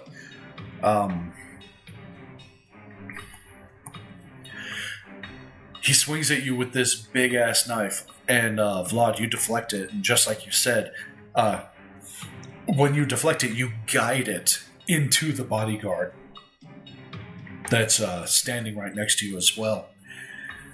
And you see that this wicked blade, even though this guy has no idea what he's doing with it, it cuts deep, and blood just gushes out of this guy's wound.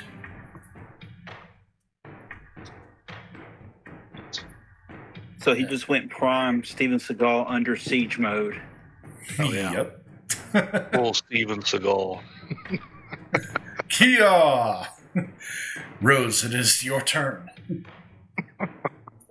All right, for my bonus action, I'm going to go into overdrive mode. Okay. I'm going to get so close to our good friend, Mr. Cult Leader.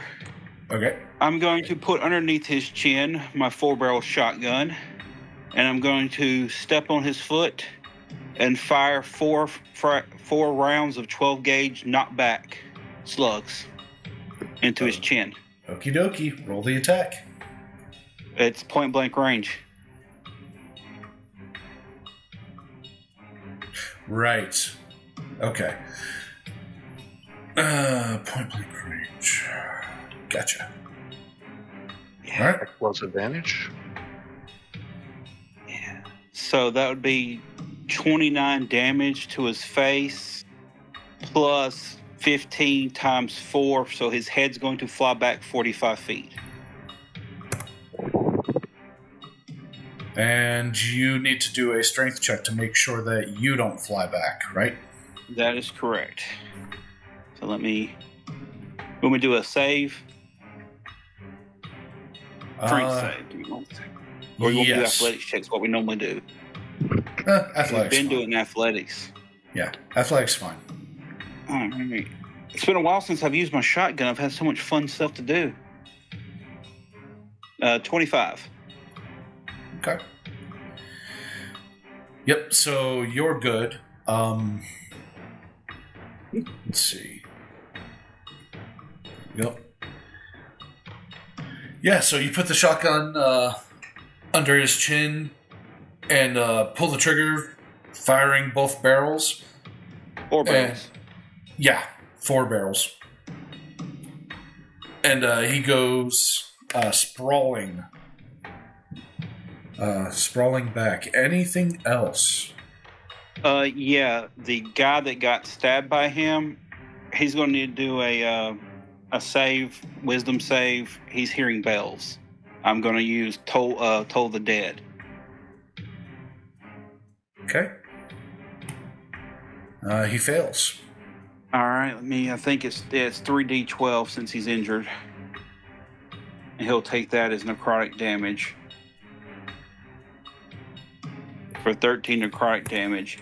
And I'm going to tell Fido to get me his balls. Okay. Roll the attack. 2. I think Fido's going to miss. Yep. I don't Either have that or a he stat. didn't have any balls. I He don't have could be a these stats, eunuch. so- You don't know. Yeah. How wrong of you to assume his gender. He looked like he had balls. Oh, look who he was hanging around with. That's true. That other guy's got whiplash now. Right. Okay, let's see. Yep, that's a hit. That's not. Okay.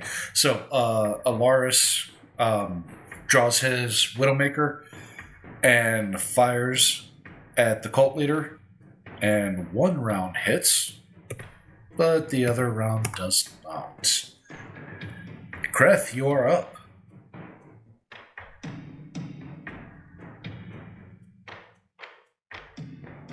Alright, so I'm going to use first level Dissonant Whispers on the guard that's kind of like in the middle of the group. Okay. And he has to make a Wisdom saving throw, spell save of 17. Ooh, nat 1. Well, in that case, he both has to take. Hold on, let me roll it. 11 points of damage, and also he has to immediately try to run away as far as he can from, which gives everyone in range of him attack of opportunity. Okay, so Vlad is the only one that's in range that has a reaction. So, Okay, I didn't know if the animal did or not, but fair enough. Yeah. So Vlad, go ahead and take that attack of opportunity. Alright, so I'm going to target. Well, you can only target the guy that's running away. So. Yep. Which one? This guy, the one right next to you. Okay, sweet. So I can use multi-hand, like dual combat. Uh huh. So we are going to. Well, it's only one. It's only one attack because it's a reactionary attack. Okay, So that's fair. Let's give him a little taste of Evor's Talon. okay, not a hit. Really? Yep.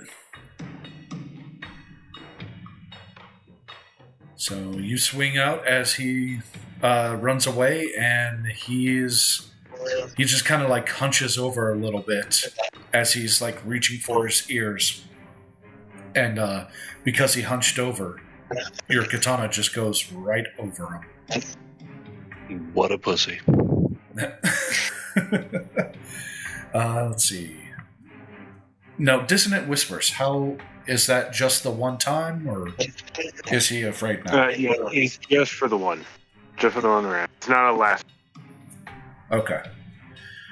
Okay, so it is his turn, so he's actually going to move back in to combat and try to take a swipe at you, Vlad. But he Really misses. Yeah. Try that's again. Smart.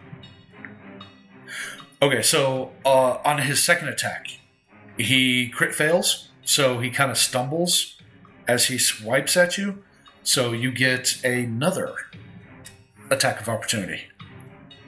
So with that stand against the tide, where when I'm missed with a melee attack, I can get him to turn that attack against another person.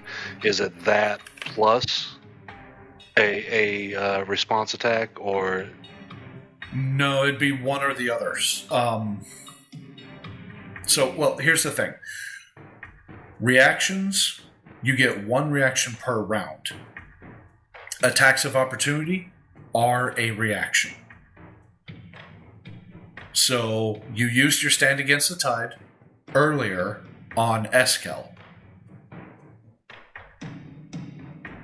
And Yeah, then but that's a standing. I forgot about that. That's a standing ability, though. That's not like. You get what I'm saying?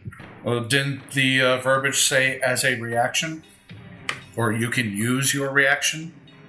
When missed with a melee attack, use the reaction to force. Yeah. Yeah. You're only So I supposed can to do get that. one reaction per round. Okay, so I can do that, or I can attack him directly. Okay. Yeah. Let's put a rifle in his face. Okay. See how he likes it. All right, do it. That's a hit. Hey, I like those numbers. Roll for damage. Yep. If you just click on Prickly Honor Gangbreaker, that's where it'll roll the actual damage. Wait a minute. Yeah. Okay.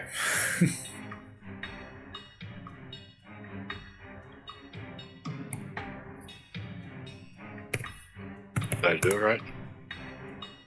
That's good enough. All right. Scotty, you are up. Oh, I'm going to use my bonus action to rage. Mm-hmm.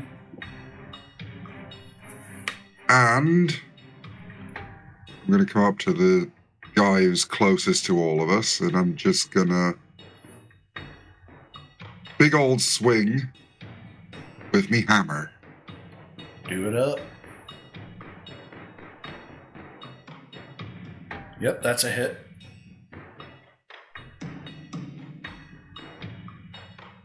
Okay.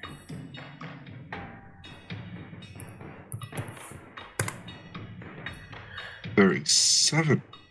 It's very nice. All right. Let's see. Anything else? No, I've used everything. Unless I've got 2 attacks. Don't think I have. You should have multi-attack at like level 4. Starting at level 4, you may have more than one multi-attack now.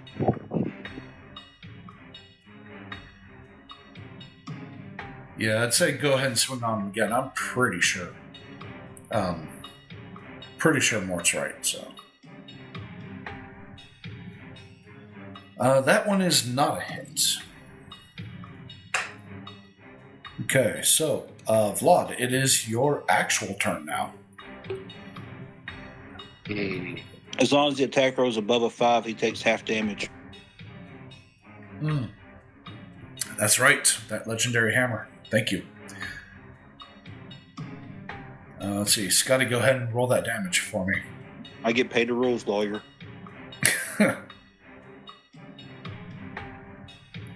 34 halves, so that's 17. Mm-hmm. Okay. All right, Vlad, what you gonna do? Give me 1 second. I'm looking at trickery. I think I'll start with Morio. Okay. And I think what we're going to do is...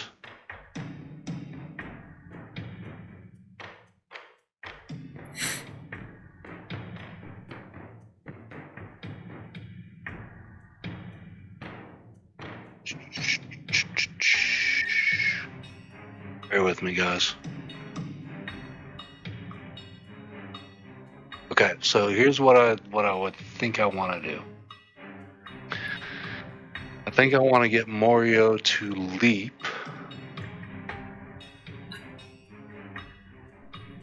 here. You guys seeing that? Yep. And then he's going to do Death from Above on this guy, which means he leaps from a height, crashing down on the enemy.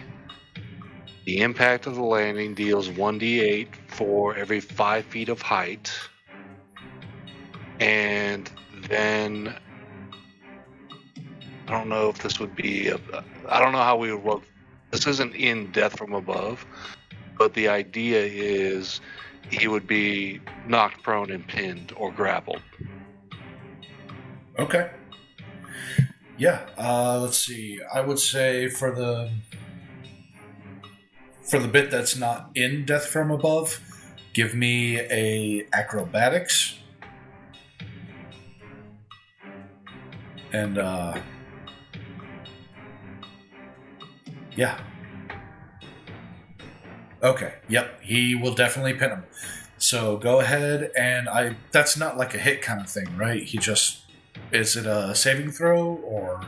It's 1d8 for every 5 feet of height in damage. So it would be every 5 feet in damage from that point to...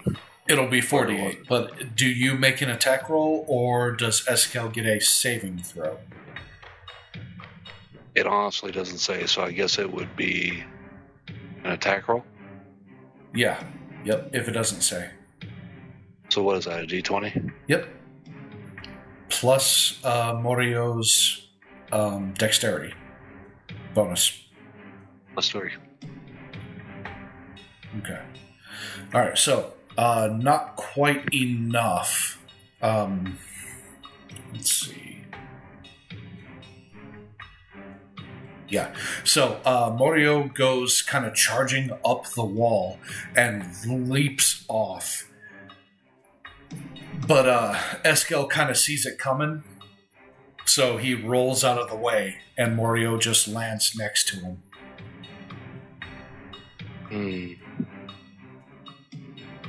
I wish he had a second attack. Right? But Vlad still has all of his, so... Yeah, so Vlad's gonna go to war on this wanker.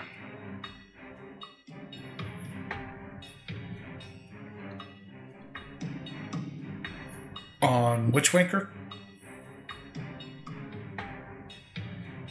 Okay, cool. That is definitely a hit. Go ahead and roll some damage. No. You see where it says Katana, Evor's Talon in the chat box? Yep. Click on that for me.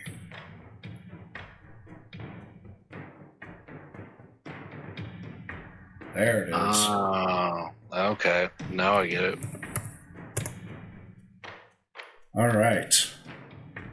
Okay, so that's your first attack on him. That's definitely a hit. Go ahead. You've got, let's see, dual wielding and multi-attack, so... Yep. Second attack. That's a hit. Yeah.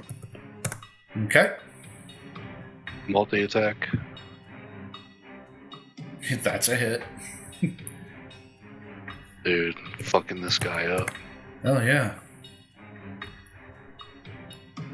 That's not a hit, actually. Not a hit, I bet. Yep. Well, 3 out of 4 ain't bad, boys. 3 out of 4 ain't bad. Yeah. Take that. 99 points of damage. All right, so with that, it's this guy's turn. He is going to charge in and attack Fido.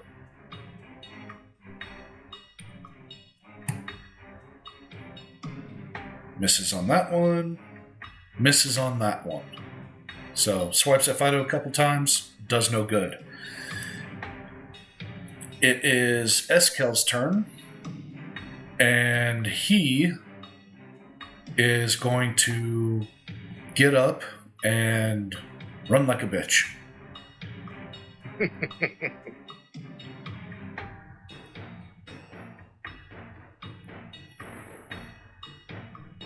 He's going to get up and he's going to yell back, "Get them! Don't let them survive! Don't let them near Eivor!" Rose, you are up. All right, give me 1 second to do a little bit of math real quick. Okay.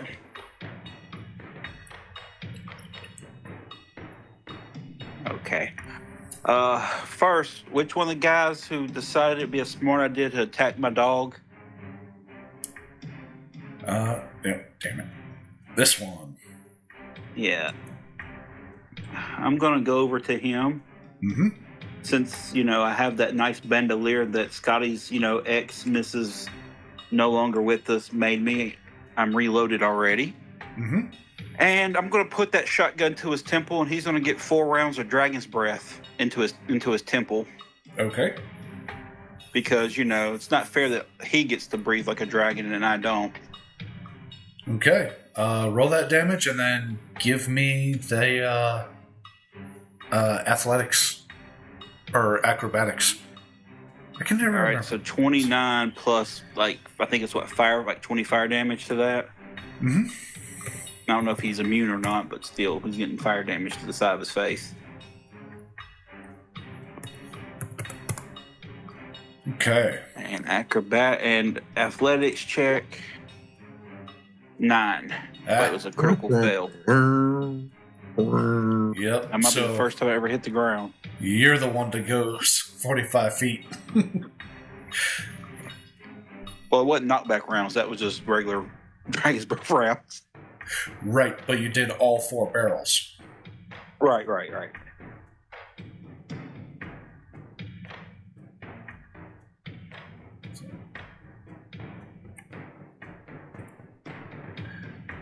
Okay. Yeah. Anything else? Well, I want to cast Kudzu's Embrace. Okay. Let me get the right thing.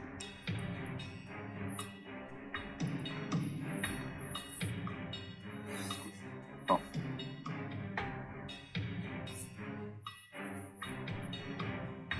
So, yeah, so those guys.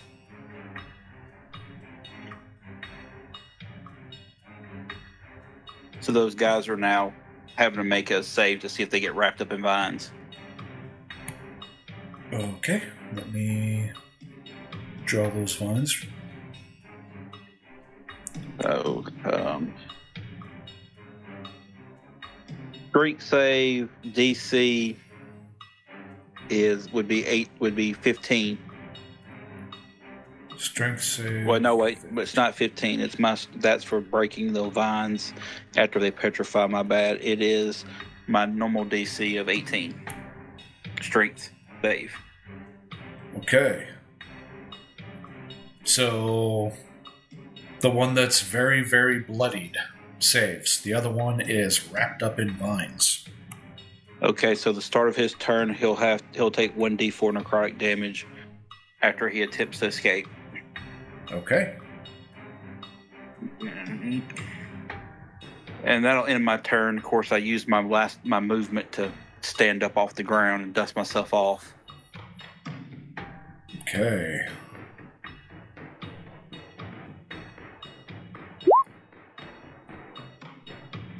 Ooh.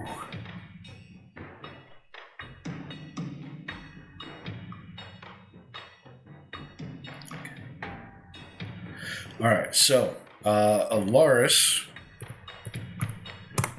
takes aim at the one that's caught up in your vines, seeing a perfect opportunity, and nails him a couple of times with the pistol, one of which is a critical shot. Yeah, just puts it dead center mass. Kreth, you are up.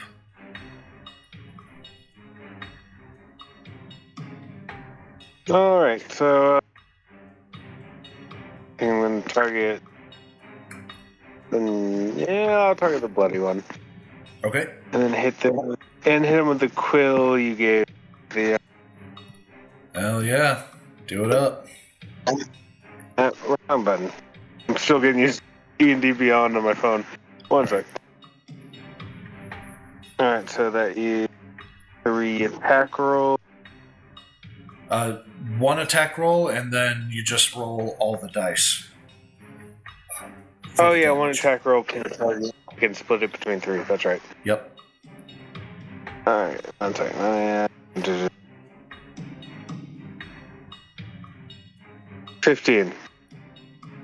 Not quite enough. Well, I don't think I really got much for bonus action. I think that's my turn then. Okay. It is the Bloodied One's turn. And, yeah, he's like, fuck this, I'm out. So,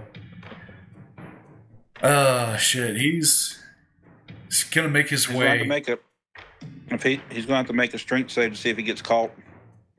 Oh, okay, he went the wrong way. Never mind. Are you trying to run through all of us? He's trying to avoid as many of you as possible. However, Vlad, Scotty, and Kreth will all get an opportunity attack on him. So I don't think he's going to survive. So, Vlad, go ahead. Yep. Kreth, go ahead. So far, all three... Well, Scotty and Vlad have both hit. So you guys go I ahead did and not. roll damage. Fido didn't get an opportunity attack? He hasn't gotten past you yet. Yeah, but Fido's up there by him. Fido does not get a attack of opportunity. He doesn't have a reaction. Gotcha, thanks. Okay, so Kreth missed. Yep. Scotty and Vlad, go ahead and roll damage. Let's see if this guy even survives. I have a +8 to my attack, and I missed. Yeah, how the hell does that happen?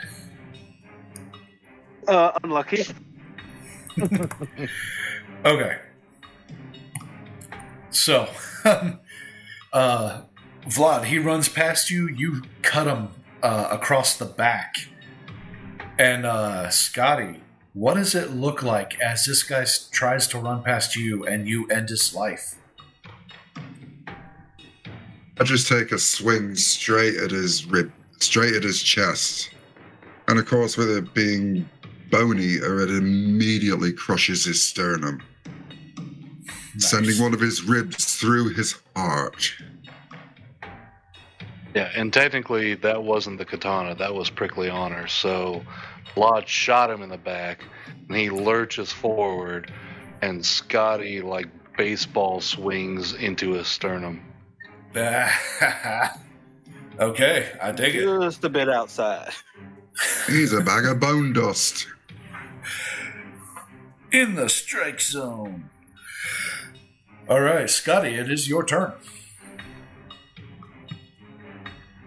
I am going to run forward to this dude who's right in front of me now and stuck in the vines and can't run away. Mm-hmm. Massive swing. Do And it it's up. all gone blue. Don't worry about that. That's a hit.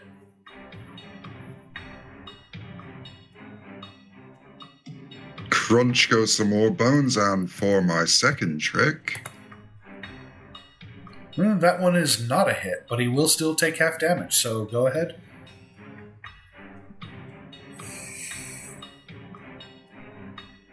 that is 8 damage. Okay. Anything else? No, all I've got left is the bonus action, and I'm already raging. All right. In that case, it's Vlad's turn. All right, first course of action is Morio is going to sprint after the coward Okay, hang on a and second. perform Ravaging Grasp. So he's going to lash out with both tentacles, attempting to seize and lift the foe. If successful, Morio is going to rear up on his hind legs, slamming the target to the ground and breaking him savagely with the claws of its other 4 legs. So DC 15, saving throw, or be grappled and restrained. On a failed save, he's going to unleash Ravaging Claws as a bonus action, which is a +6 to hit and 46 damage. Does Or he you could have just a use the bonus tentac- action?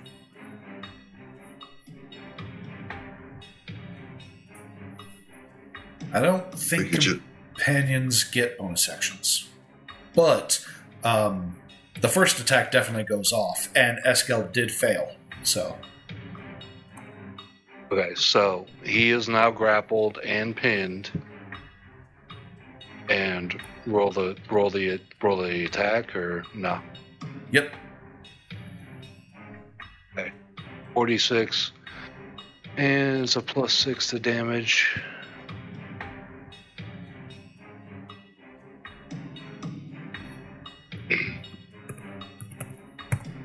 Okay.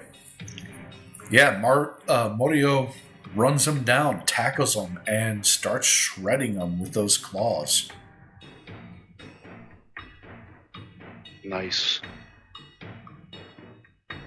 So he's grappled and restrained. Mm-hmm. And that's it. Okay. Vlad still has his attacks, right? Yep. Okay. So, so many options, so many things to do. I think Vlad's just going to methodically, coldly walk up to this guy and go ham.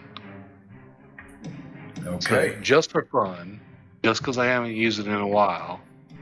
Well, no, that's a Dragonborn. That's a red Dragonborn? Yeah.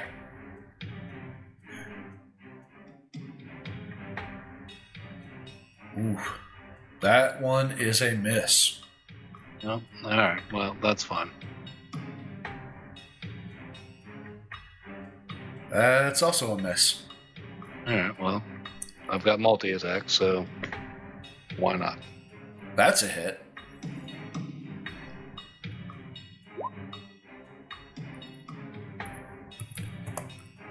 Okay. That's a hit. Nice.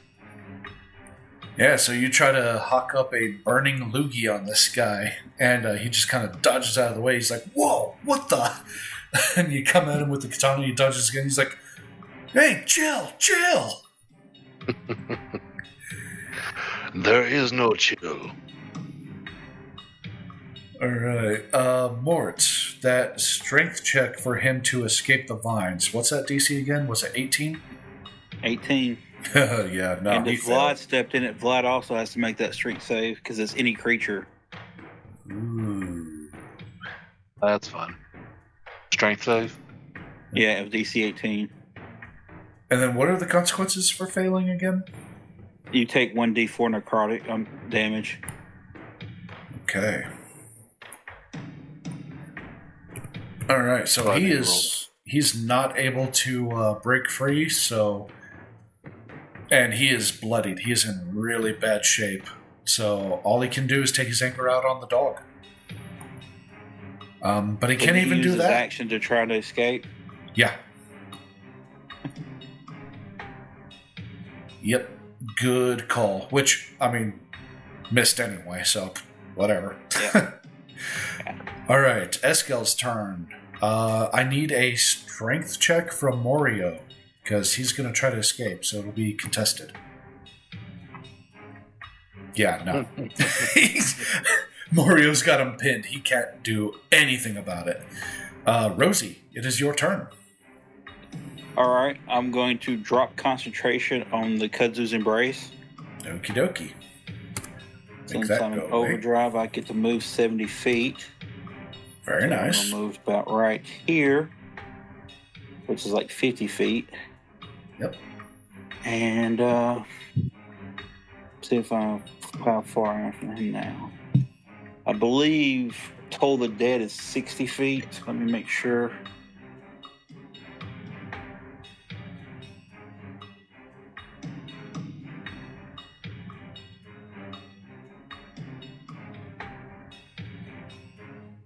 Now, Toll the Dead is 60 feet.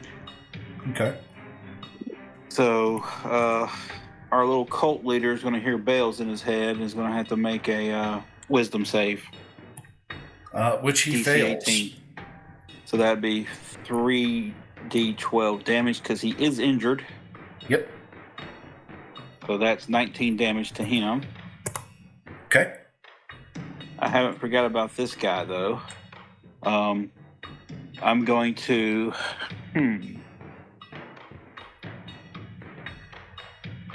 How far I am from him? 15 feet from him. Okay, let's see what I got. Spell-wise.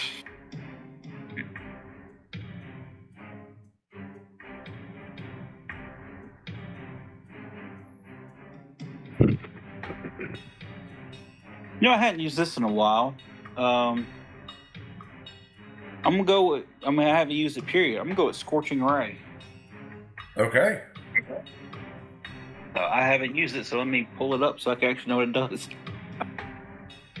Yeah, I don't think it's one of the. I don't think you've ever used that one in this campaign.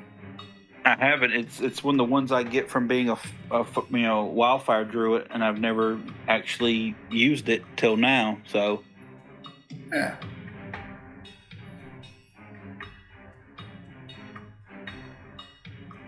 And it's not even underneath this one. I gotta just search it.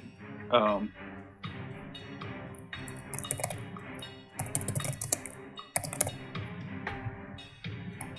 right, Scorching Ray. All right, instantaneous, 120 feet. Create 3 rays of fire and hurl them at a target within range. You can hurl them at one target or several. Make a ranged spell attack for each ray.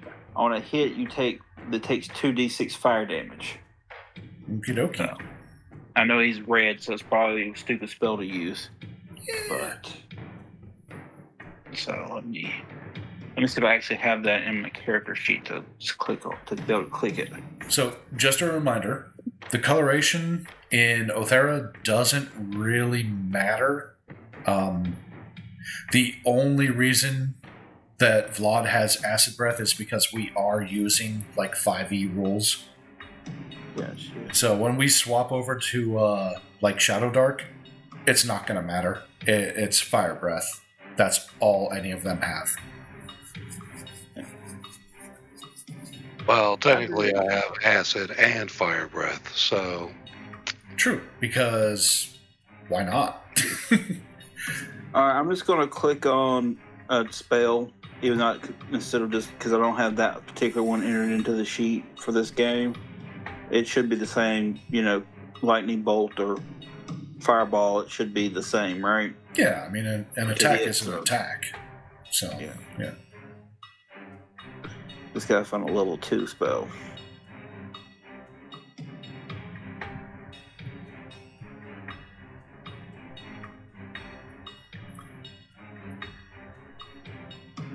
That ain't fun. This guy really should have brought more backup. I don't know what he was thinking. He did not. Oh, there it is. Never mind. There it is. Scorching Ray. Oh, nice. That's a miss. All right. D6. All right. Well, that's the end of my turn, unless someone needs to be healed. Okay. So he is bloodied as hell, but he sees these scorching rays coming at him, and he kind of like ducks out of the way, and he looks at you, and he's just like, "Yeah, nice try, ass." Oh, in that case, get balls. Roll the attack. I don't know what his plus to attack on is, but 12. Not quite enough. Okay, so that's a miss. It is Alaris's turn. I don't know why I keep closing his character sheet. I know I'm gonna need it again in like a minute.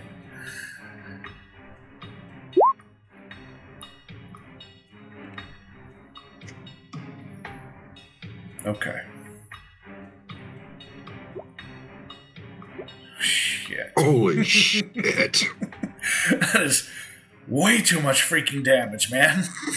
Did anybody say red mist? Yeah, so, yeah. True to form, Alaris aims at him, pulls the trigger, blows his head right off. Nice. Fido's going to start eating the body. Okay, might as well. Krith, you are up. Okay, can I even get in range of the guy up north? You can't even see him. He's around a couple of corners there, but he is pinned down by Morio, so you could move towards him. I mean, my movement speed, I can't get in the roll 20, so speed is just 30.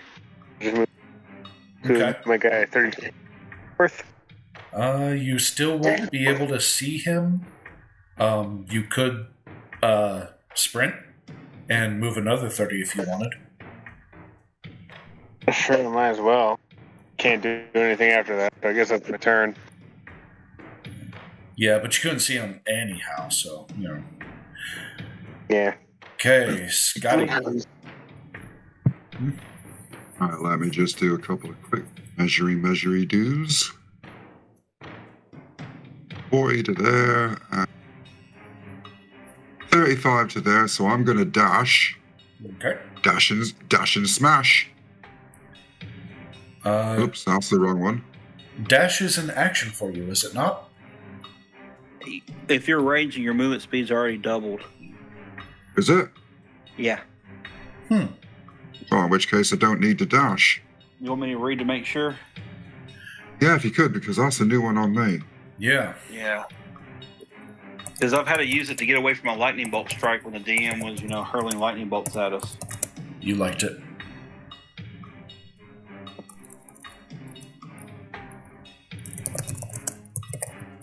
That's my initial 40. Takes me there. Fine.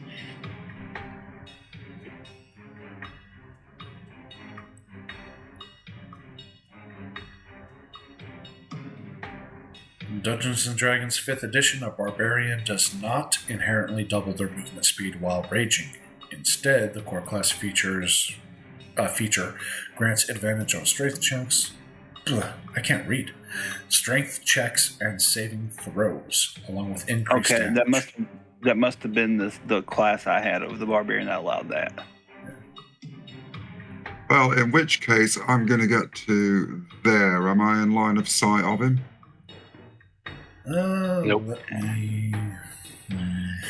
No. Yeah, if you were able to move like another 10 feet, you would have line of sight on him. Yeah, because I think it's because I was a zealot. Yeah, I moved my full 40 then. Okay. Alright, well, I mean, you could still dash or save it for next turn.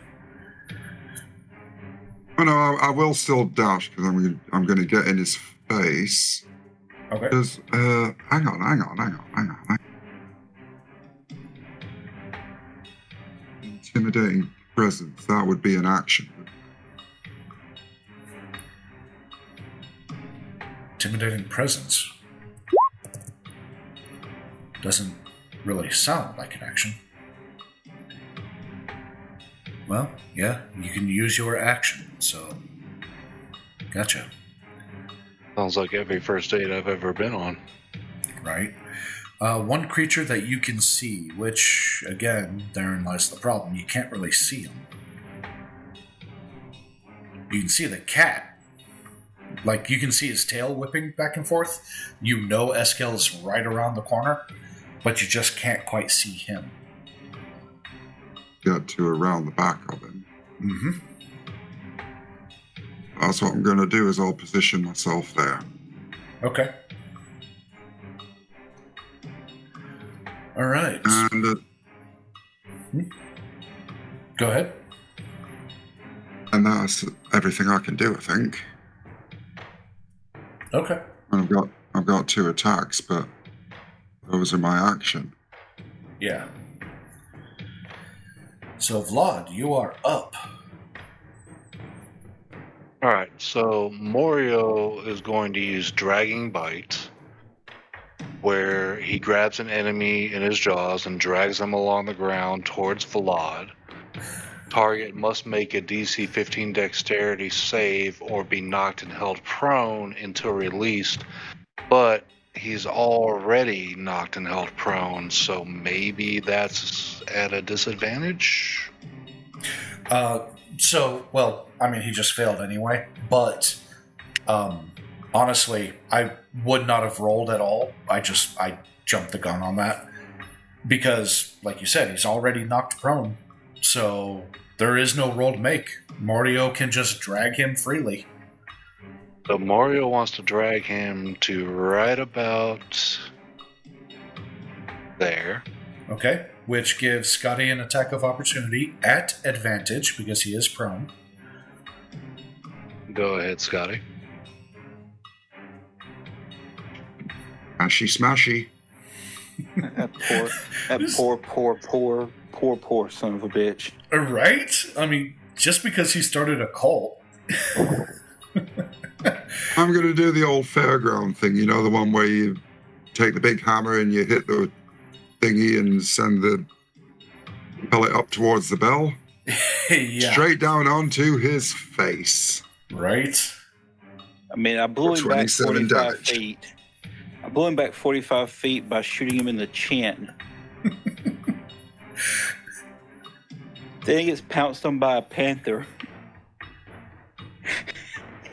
And he gets hit in the face with a hammer. God. And of course it's my very special hammer, so that's his skull broken. Yep. So yeah, he'll never talk right again. Will be poisoned with a sleeping pills in it. Go ahead, Vlad. What else you got for this guy? So I think Vlad's gonna dash up on him as opposed to putting a bull in his head. And he's going to attempt to interrogate him by the means of intimidation and just find out what he can know before we obviously take his life. Okay. Give me a intimidation check with advantage. As much as you guys have beat on him. Too bad Amber's no longer with us. I could have used the wallet. Mm-hmm. Okay, so... If Amber was with us, she'd have already blown his ass away. Right? Okay. Okay, so with that 19, yeah, he's pissing on himself. What do you say? What are you trying to learn from him? You will tell me everything you know about this dragon and about this village that you have set up, or I will slit your throat like a lizard. You do remember I've just shattered his jaw. He's going to have to write it down. Write it in the dust if you have to. His hand is like... You can write it in the blood that is pouring out of you. And he really is. He tries to like scratch it in the dirt, but his hand is like too shaky. And his jaw's broken, and he's just like...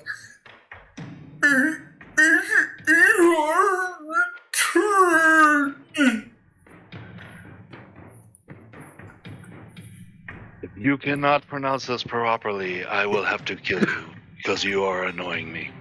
Can I use Healing Word to heal his jaw just enough to let him speak? On your turn. Okay. I was going to say, I'll do the same. And it is his turn. He's gonna... Oh, God. He tries to get away from Mario again, but he can't. Mario's got him locked down. Rose, it is your turn now. I'm going to use as my bonus action my one free use of Healing Word I get. All right. I feel like we've turned a corner as a party where we're now healing the enemy combatants. This is a new development for us, and I'm proud of us. We're just toying with them. We're like a cat with a mouse. He gets 2 hit points back. Literally just enough to fix his jaw. Yeah.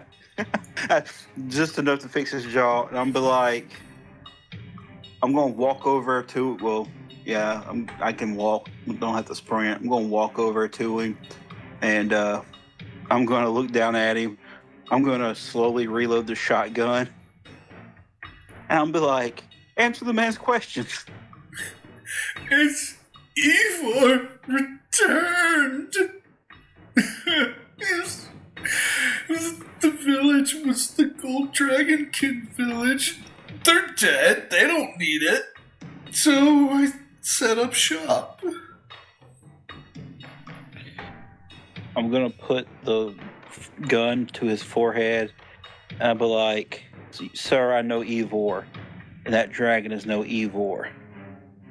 I'm going to pull the hammer back. I'm going to go, "You got to the count of 4 to tell me that dragon's actual name, or you're going to meet your ancestors one piece at a time."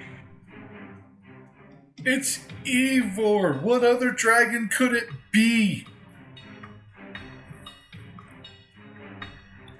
I'm going to shoot him in the shoulder. You don't even want to do an insight check. You're just going to pull the trigger. Okay, go for I it. told him not to lie to me.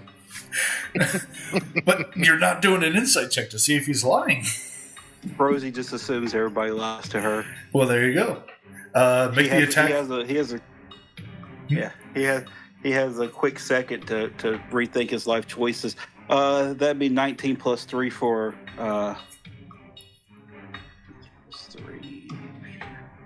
22, but I'm only using 1 barrel.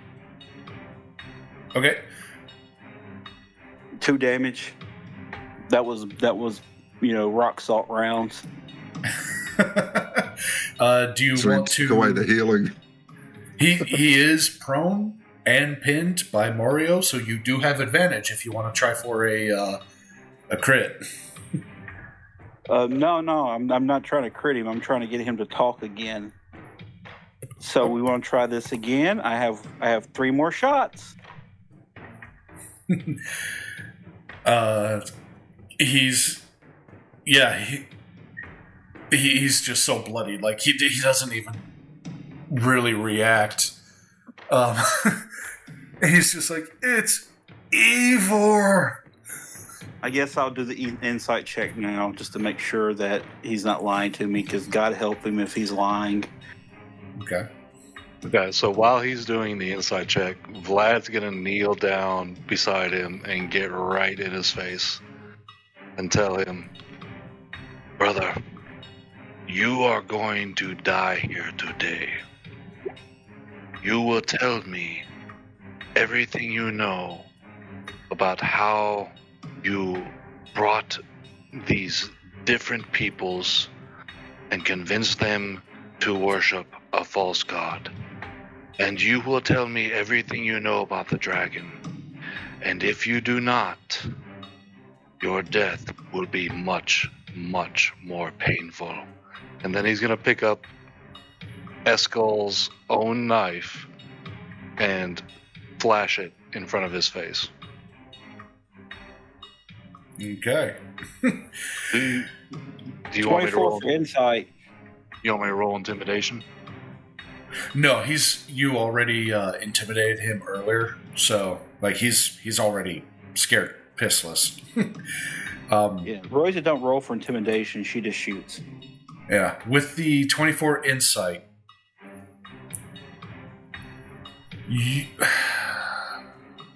how do I put this? You get the impression that maybe he's a slimy conman, so maybe it's Ivor, maybe it's not. He doesn't really know. He doesn't really care. Gotcha. Whether it is or it isn't, he's going to use the dragon to his own purposes. Okay, with that insight check, then I'm going to let the party know that he's just taking advantage of the situation, that he's a con man and had never been laid a day in his life. And basically, instead of asking him questions about it, I'm going to be like, "So what do you got to give me to keep me from killing you?" And he's just going to be like, I don't have anything. And with that, you the other 3 barrels to the forehead. And at the same time, you hear Alaris say, wrong answer. He also shoots him. Go ahead and roll the attack with advantage. This is just regular buckshot. Okay. So 15 plus 3 for 18.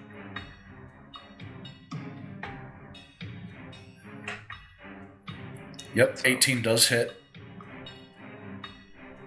So 12 damage plus 28 for 30 damage. That'd be 40. 40 damage, my bad. Mega. Okay, so 40 damage from you. Another got 60 from Alaris. Yeah. Okay. Between the two of you, he's done. Like, you blow his face wide open. Alaris puts 2 into his chest. You guys are out of initiative. And then Vlad's gonna puke acid on whatever's left of him for the My shame, dog was going to eat that. for the dishonor that he has brought on to our people. Dog was going to eat that. Now my dog can't eat it because it's covered in acid. You can still have the legs. The legs are probably still good. Yeah. Well, How long do you think it'll take for me to skin that thing? Quite a few hours. Well, I need to get spell slots back anyway. So Vlad is going to commandeer the knife and inspect it. Okay. You discover... let me pull this up. It is a legendary curved sword, big knife thing. It is named Contemplation. No, seriously, the blade is like 15 inches long. So That'd be short sword territory. yeah. So yeah, legendary curved short sword named Contemplation. What it does is it is 3d6 plus 4 plus 1d4 bleeding for 3 rounds. Once per engagement, the wielder may forego any action in order to study and contemplate their target. Doing so will result in them having a +3 to hit on all future attack rolls against the contemplated target. I don't think we gave him time to go to the library. No, he did not have the chance to contemplate anything. Okay, so one more time, 3d6 plus 4 plus 1d4 bleeding. And what's the magic effect? Once per engagement, the wielder may forego an action in order to study and contemplate their target. Doing so will result in them having a +3 to hit on all future attack rolls against the contemplated target. +3? Mm-hmm. Nice. Yeah, I'm keeping that. I guess I should go through everybody's pockets.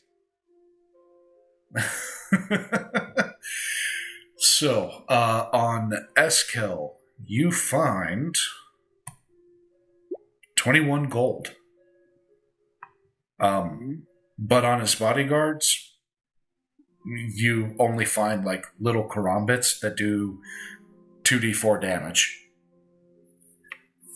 I'll still take them. I might be able to sell them. I might be able to use it for something else. Do they have any kind of jewelry or anything with a dragon on it? No, they do not. Okay. And that, I think, is where we need to end it for the night, because we definitely went over. It was just a tad. We're soaring